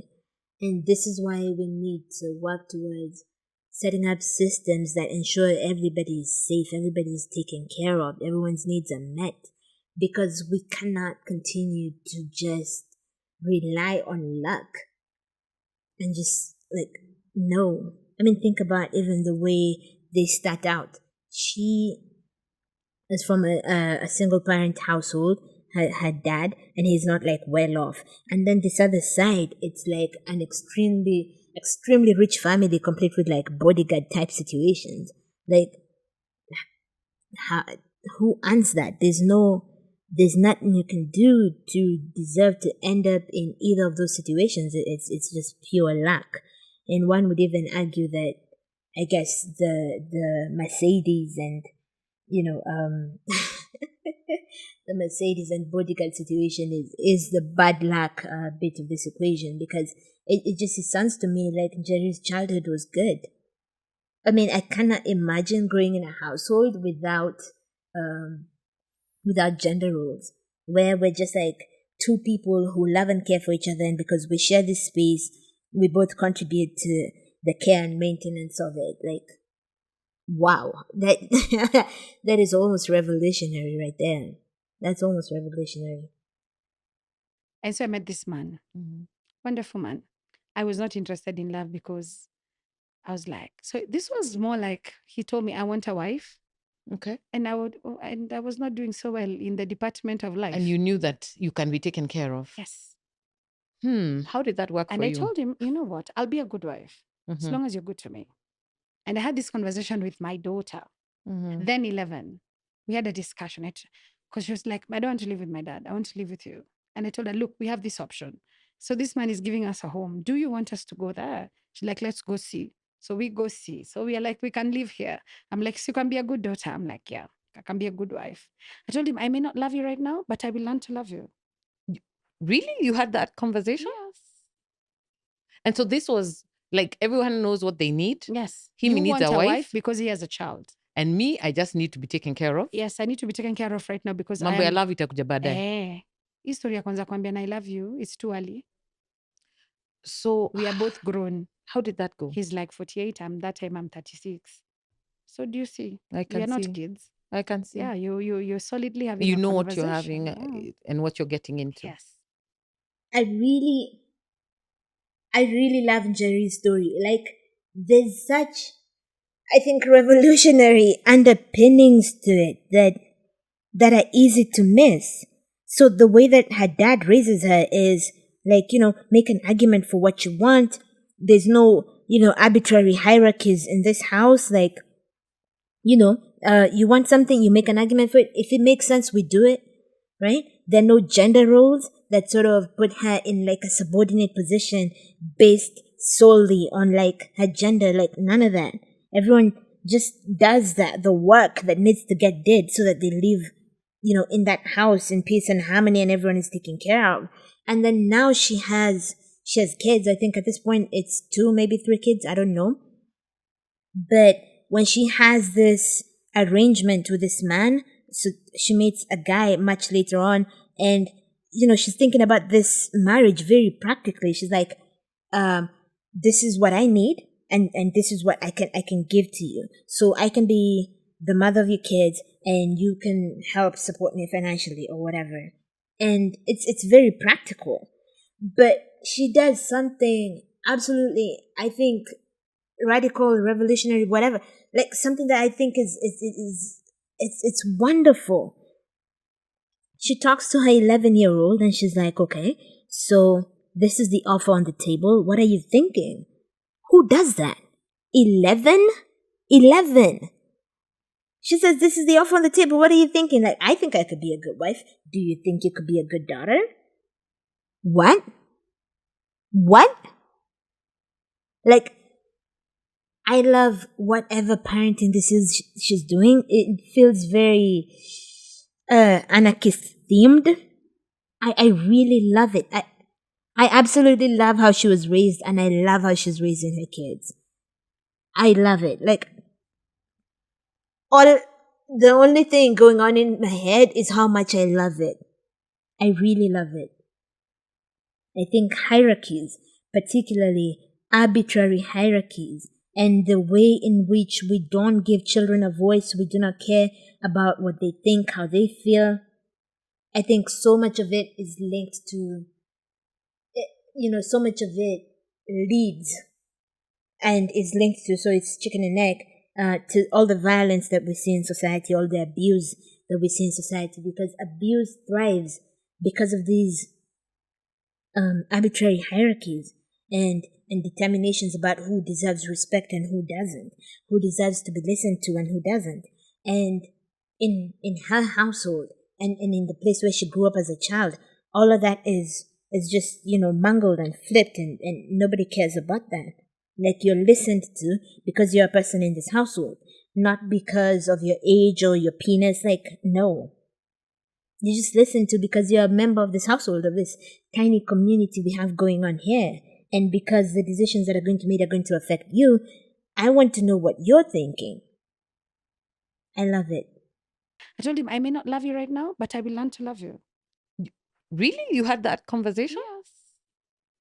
And so this was like, everyone knows what they need. Yes. Him, You he needs want a wife. because he has a child. And me, I just need to be taken care of. Yes, I need to be taken care of right now because Mambo ya love itakuja baadaye.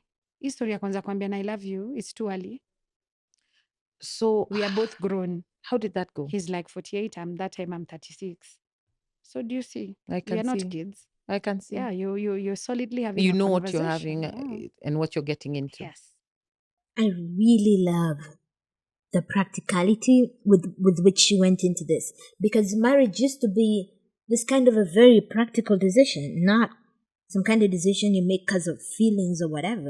It was like, okay, this is what I'm bringing to the table. What are you bringing to the table? And not this whatever nonsense podcast bros talk about, but just in terms of a way that we have a mutually beneficial arrangement. The problem is, presently, the way marriage is organized and arranged in patriarchal society, it's not benefiting women. There's no mutually beneficial arrangement. It's just men taking and taking and taking and reaping majority of the benefits of marriage, and women just giving and giving and giving and being used and abused. So I like this. I like this clarification of, setting up practically a mutually beneficial arrangement. So how long did that last? 5 years. And what made you leave this one? Because people sometimes are not who they are. What we agreed and what we stated did not work out. Okay. I'm a firm believer in keeping my promises. Okay. If I promise you I'll be a good wife, I was exactly that. So I need you to keep your end of the bargain, is to be a good husband. So if you're not being a good husband, I'm certainly not going to stay in a marriage where there was no violence in this marriage. There was not even emotional abuse. What there was irresponsibility. Ah, okay. Yeah. There was irresponsibility and a bit of cheating. Okay. Not a bit. Cheating is cheating. Cheating is cheating. A bit of cheating. We can't There call was it a bit. cheating. There was cheating, period. And man, I have boundaries. Like, I like how she talks about leaving the second marriage as well. I think there's just so much, our society is powered by shame. There's so much shaming of women that we do. And, all of it is anchored, especially when it comes to relationships, on this belief that it is a woman who makes or breaks the relationship makes or breaks a home. And so, so much of this shame is put on women if things don't work out. And she's just like, nah, I left that one too. Like, we had an agreement and like he was holding up his end of the deal. So like I was out. And I'm like, yeah. Leave as many times as it takes and make no apologies for it. If you're not getting, right, what you need from this relationship, if somebody is not holding up the end of the deal, then what are we doing? Leave as many times as it takes and don't allow anybody to shame you about it. You are not the problem. For the most part, the problem is the sample space.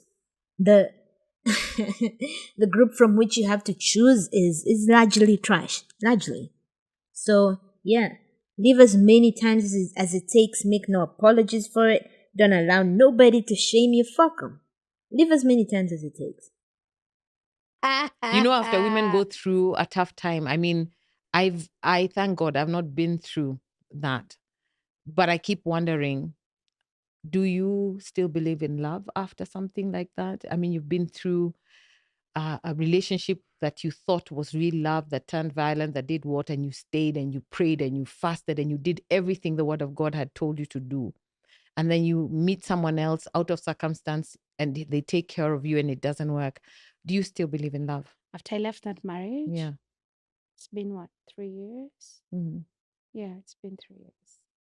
I didn't. I was like, maybe this is not for me. Okay. Maybe some of us are meant to be single. Maybe our calling or our purpose is bigger than love. And Right? marriage. Yeah. Maybe this thing is not, or maybe I don't know how to choose, because what is this? Why has it happened twice? Yeah. Okay. And so I was like, no. But I took time. I'm a firm believer in therapy. Okay. I'm also a firm believer in healing Okay. and checking yourself out. I'm not saying I was perfect in either of these marriages. I had my issues as well.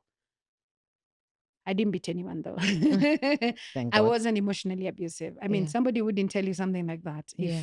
you've hurt him. Yeah. I'm gonna say this again, and I've said it in every one of the videos so far because we keep coming back to this thing of even I wasn't perfect. Like I had my weaknesses in those relationships as well, and I want to talk about when it comes to abuse specifically. When it comes to abuse, there's no shared responsibility. We're not going to talk about how you also wasn't perfect. That has nothing to do with anything. That has nothing to do with anything. Secondly, nobody's looking for perfection. Nobody is looking for perfection because none of us is perfect. So nobody's looking for perfection. All people are looking for, at the very least, at the very motherfucking least, do not abuse them. They're looking for somebody who will not abuse them.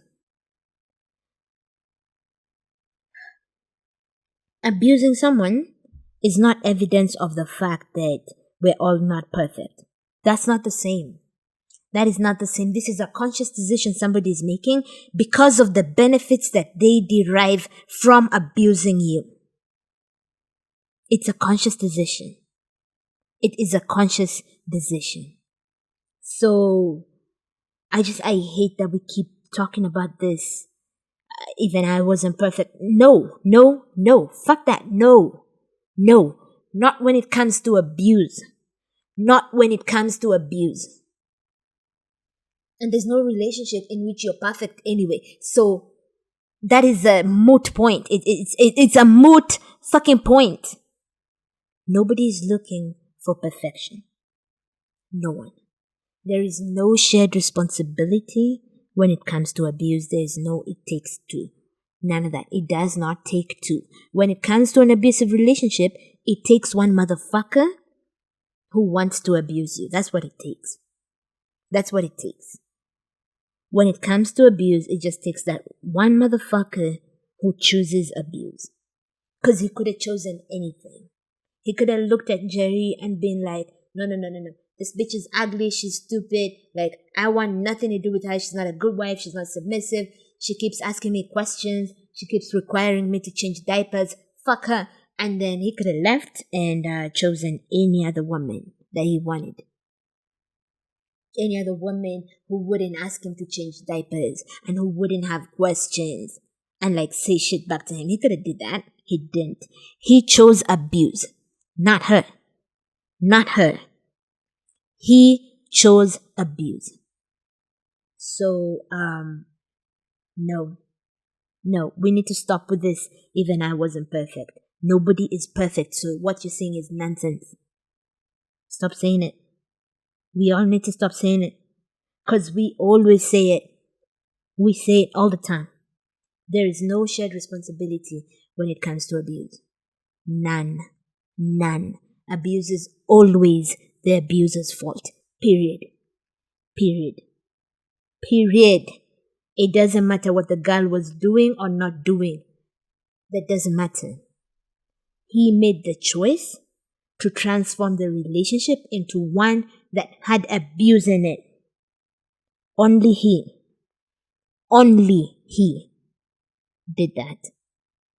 And we talk, and he tells me, I have reformed and I would like us to try again. And no, I do not want to try again with him. Don't want to try again Definitely. I don't think once you've stepped out and you've realized something, you want to go back to that. Yeah. But yeah, I've discovered, yes, I have a capacity to love. Oh, we thank God for that, because that's, God is love. So to Yes. diminish somebody's love is like removing God from your heart. And that's really, really a difficult thing and a bad thing to even imagine. So you still believe in love? What nonsense word salad is that? What does that even mean? Who can tell me what that means? To remove someone from your heart is to diminish God's love? What is she saying? Let's run that back. But yeah, I've discovered, yes, I have a capacity to love. Oh, we thank God for that, because that's, God is love. So to Yes. diminish somebody's love is like removing God from your heart. And that's really, really a difficult thing and a bad thing to even imagine. So you still believe in love? That is so stupid. Okay. Okay. Let's take a deep breath. Let's everyone calm the fuck down. Okay, good. I'm calm. I still maintain it's dumb. It's aggressively stupid. I wish I could walk it back, but I can't. It's dumb. It's stupid. It's stupid. Why is it when she asks about believing in love and then equates it to something about God's love, she's talking about penis people love? Because she's obviously not talking about parental love here. She's not talking about love between friends. She's not talking about between parents and kids. She's not talking about even, love between me and my cat. Nah, she's talking about penis love and linking that to God's love. Like, listen, our indoctrination when it comes to patriarchy and male supremacy is so deep that I do not know how we begin to unlearn it.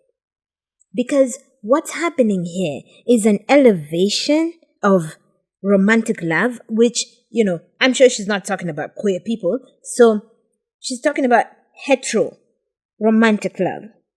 And specifically, loving penis people. Like, we are so indoctrinated. We are so, deep, drowning deep in male supremacist nonsense. Like, we are drowning in it. We are literally drowning in male supremacist nonsense. Because why would you imagine believing in love is about believing in romantic love and then link that to God's love? Eesh. Emancipate yourself. Yeah. Njeri, I really pray that you meet someone who is just as humble and kind. You may have. Mayhaps. Lord, we pray for that man. We pray that it Maybe. may be according to your will, because you know what would be brilliant is that the Lord uses you as a testimony. That no matter what you've been through, no matter what you've seen, no matter what people think or say, He has the final say. And that's what I believe. That's beautiful. That's what I believe. And so me, I'm going to be praying for you. I literally told my therapist today, my therapist said, don't do that thing you do. I was like, which thing? What's the thing you do? I was like, which thing? What do you mean? And she's like, don't spoil it. Don't just assume this person has good intentions. Yeah. And let's see how it goes. Yeah. What? Ooh-wee. Okay. far be it from me to contradict a therapist, right? Like, talking like an expert when I'm seated on the couch in my underwear. Like, that's not what's happening here. But I'ma just say, if it was me, right, and I worked every day with women who are being victimized, abused, murdered by men every day, and this is what I see, and they do it to children too, right? So children being victimized and murdered by largely men. And then I met a nigger, and I liked him, right? And he liked me too. I doubt I would ever get to a place where, in the beginning at least, I'm assuming that they just have good intentions. Like, what are we doing? What are we doing? Like, I get the overall sentiment, right? I get it. Everybody, like, all the men can't be, murderers, whatever. Although, yeah, I would like to walk that statement. I would like to walk that statement back and strike it from the record about not all men not being like that. Anyway, like, I understand the sentiment, right? Sort of keeping an open mind and allowing yourself to believe that this person could have good intentions. But I'm telling you, I feel like any man I truly like, who knows the kind of space that I'm in, the kind of field I'm in, the kind of stories that I'm exposed to every day, the kind of things I have to witness that men have done. Any man who liked me would understand my hesitancy, and it would not be something that was a deal breaker for them. They would understand my, reluctance to just assume that they have good intentions for me. I feel like good men, truly speaking, I feel like, to the extent that there is any such thing as a good men, if they exist, they understand your hesitancy, they understand your distress, particularly given the society that we're living in. We're living in a patriarchal society that is, just embracing fascism almost everywhere as we see it, that is desperate about going back to the traditional way of being, that every day produces, victims who have been killed by men. Any man who would have a problem with the fact that you live with this realization closely is a man who is entirely unserious, I think. I think he's a man who is entirely unserious. I think that good men, to the extent that they exist, would understand it. And beyond understanding it, even they would admit that they do not trust men, right? That they do not feel at ease with men, particularly groups of men, that they understand why somebody would feel like that about men. I don't know. I'm just telling you, like, I would never. Yeah, I would never be with a man who does not understand why a woman would hate men. Why a woman would always, 100%, always be cautious around men. Like, I would never be with you. Like, what are we doing? What are we doing? What are we doing? I would never. I'm just telling you, I would never. And I don't know how I would take seriously any therapist who's suggesting that I sort of let my guard down and assume that this person has good intentions. Like, nigga, that's, you're a product of this society. I am a product of this patriarchal society. You're a product of it. And it has said to you from the day that you were born that you reserve the right to, like, be violent towards women. You reserve the right to control women. That you are, in a position of dominance, and you're supreme in any situation where there are women. That you're the leader, you're the head, you're the authority. Like, this is what it said to you. It said to you that women are at your mercy. Right? That women exist to, labor for you and fulfill your sexual needs. It's told you this. From the first day you opened your little eyes, it's told you this. It's told you this. And then it's told me, the same thing, and told me that I'm subordinate to you. That, I exist to fulfill your needs, sexual and otherwise. It's told me that you're the head. It's told me that you're the leader. And I have internalized this from the day that I was born. What are we going to do? A miracle? And suddenly you don't believe those things? Suddenly I'm not at risk of your violence and aggression, something that you have been told you have every right to use on me? Women always have to be alert. It's unfortunate, but that is a side effect of living within the patriarchy. It's just what it is. It's what it is. It's unfortunate, and any good partner will factor this in. Any good partner will understand that. How do you advise the women that you work with at Osikimye who have gone through a hard time and faced all the challenges they've faced to be able to not only get back on their feet physically, but emotionally, and be open to the fact that love can come again? What are the things you would advise the Let me women tell out you there? the funny thing and the most, I'm glad I'm a woman because women have resilience. There is some part of us, I don't know, this is a nurturing part, that you tend to see women actually believe in love.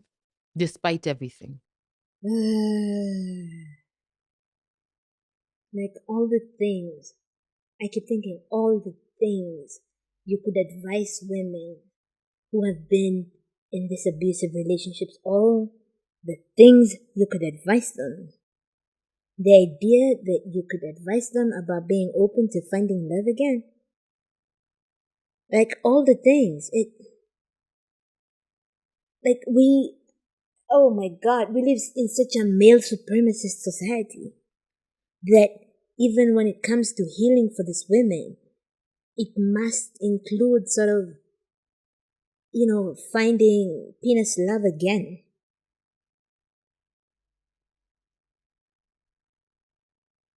Ugh, I do not like it. I do not like how we elevate the love of penis people, the acceptance, the validation of penis people. I hate it. That is not a sign, the sign that you've healed. That is not. Oh man, I hate it. I really do. I hate it. I hate it. There's no reason to elevate the love of penis people above all other kinds of love. Like, love between friends, if you have really good friends, like, that is something. It's something transcendental. Like, it's amazing. If you have this kind of love between you and your parents, and, like, it's unbelievable. It could be amazing. But somehow, we have to come back to this patriarchal heterosexual orientation of love. I hate it. Somebody has been, let me ask you, how you beaten black and blue? And 3 months later, nimekupeleka safe house. Umehepa. Ndio urudi kwake. Ndio urudi kwake. But okay, isn't that like a know. narcissistic hold on you, because I mean, if you're going back to the same person who beat you, I feel like there's a hold, and they say for a narcissist to trigger you, there's something about you and there's something about him, and he has identified what it is he can. I will say not necessarily. I will say this. We live in a country and a community that is very, very firm about marriage. Yeah. We live in a country that single moms get abused daily. We live in a country where divorced women don't have community. So we live in a country where marriage has been made into an achievement. Yeah, I get it a lot. Oh, Right? you're not married. Why are you talking Why are you about not relationship? First of all, why are you talking about relationships and that? What do you know about What do you know you? relationships? Right? And so you'll find that most women are afraid of exploring themselves outside of marriage. So for me, when I'm talking to women, I tell them, find who you are. So you see that, right? And this is where we're closing. This is the final clip.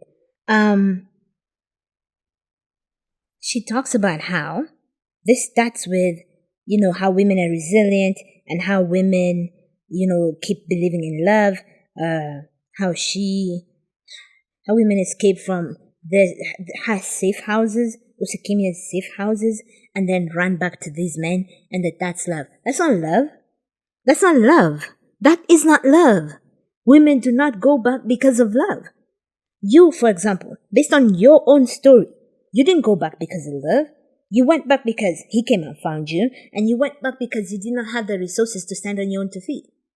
That's why women go back. Among other things, but those are some of the reasons women go back. It's not because of love. It's not because of love. And then, after saying that it's because of love, you then come and with your own mouth, you say, women go back because we live in a society that prioritizes and highly values marriage and sort of excommunicates in a lot of ways and denies support to people who do not, complete the marriage imperative. Something, anyway, to, people who do not conform to the marriage requirement. You say this yourself. This is why women are going back. This is why women are going back. We live in a society that pressures them to do it, that shames them for leaving, that isolates and ostracizes them when they do.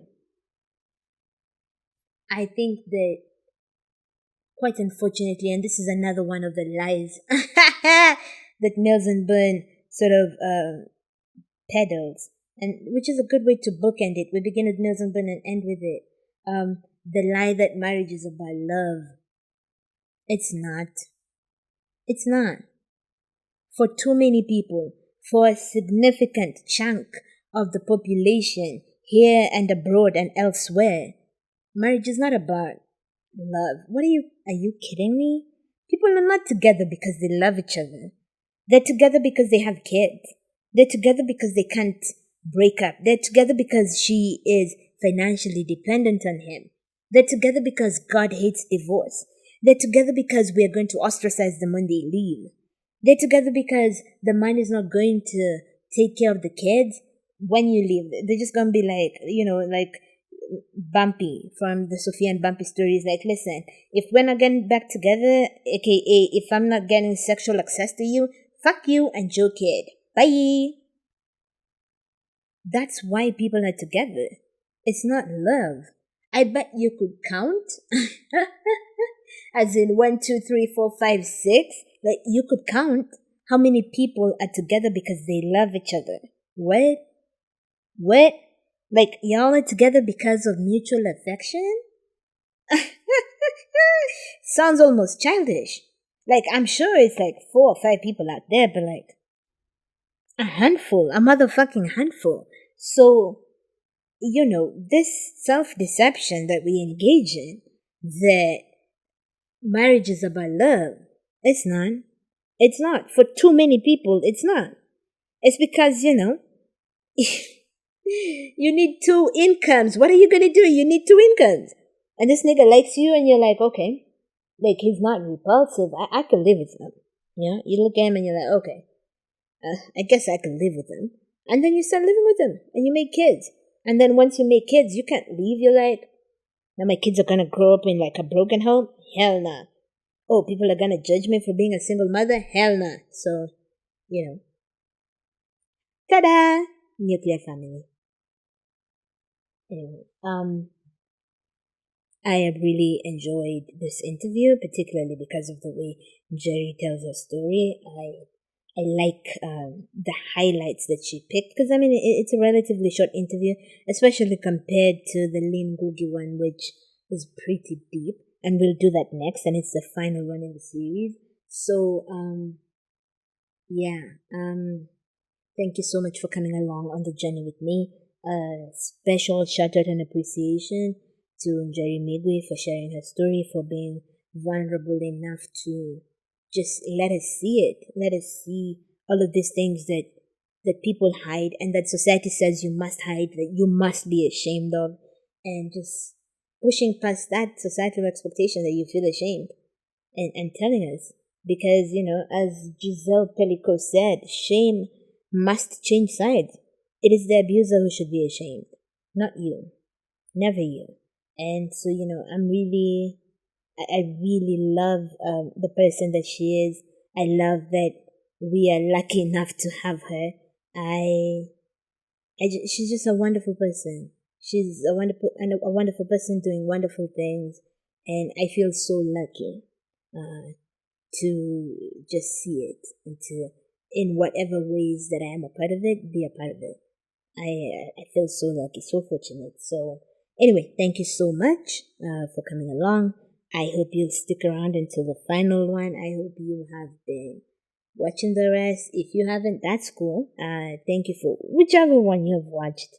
I am really honored that you took the time. You could have been doing a million things, but you did this. You did this. So thank you so much. Until next time. Remember who you are. Love life.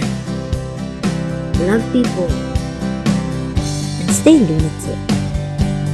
Bye.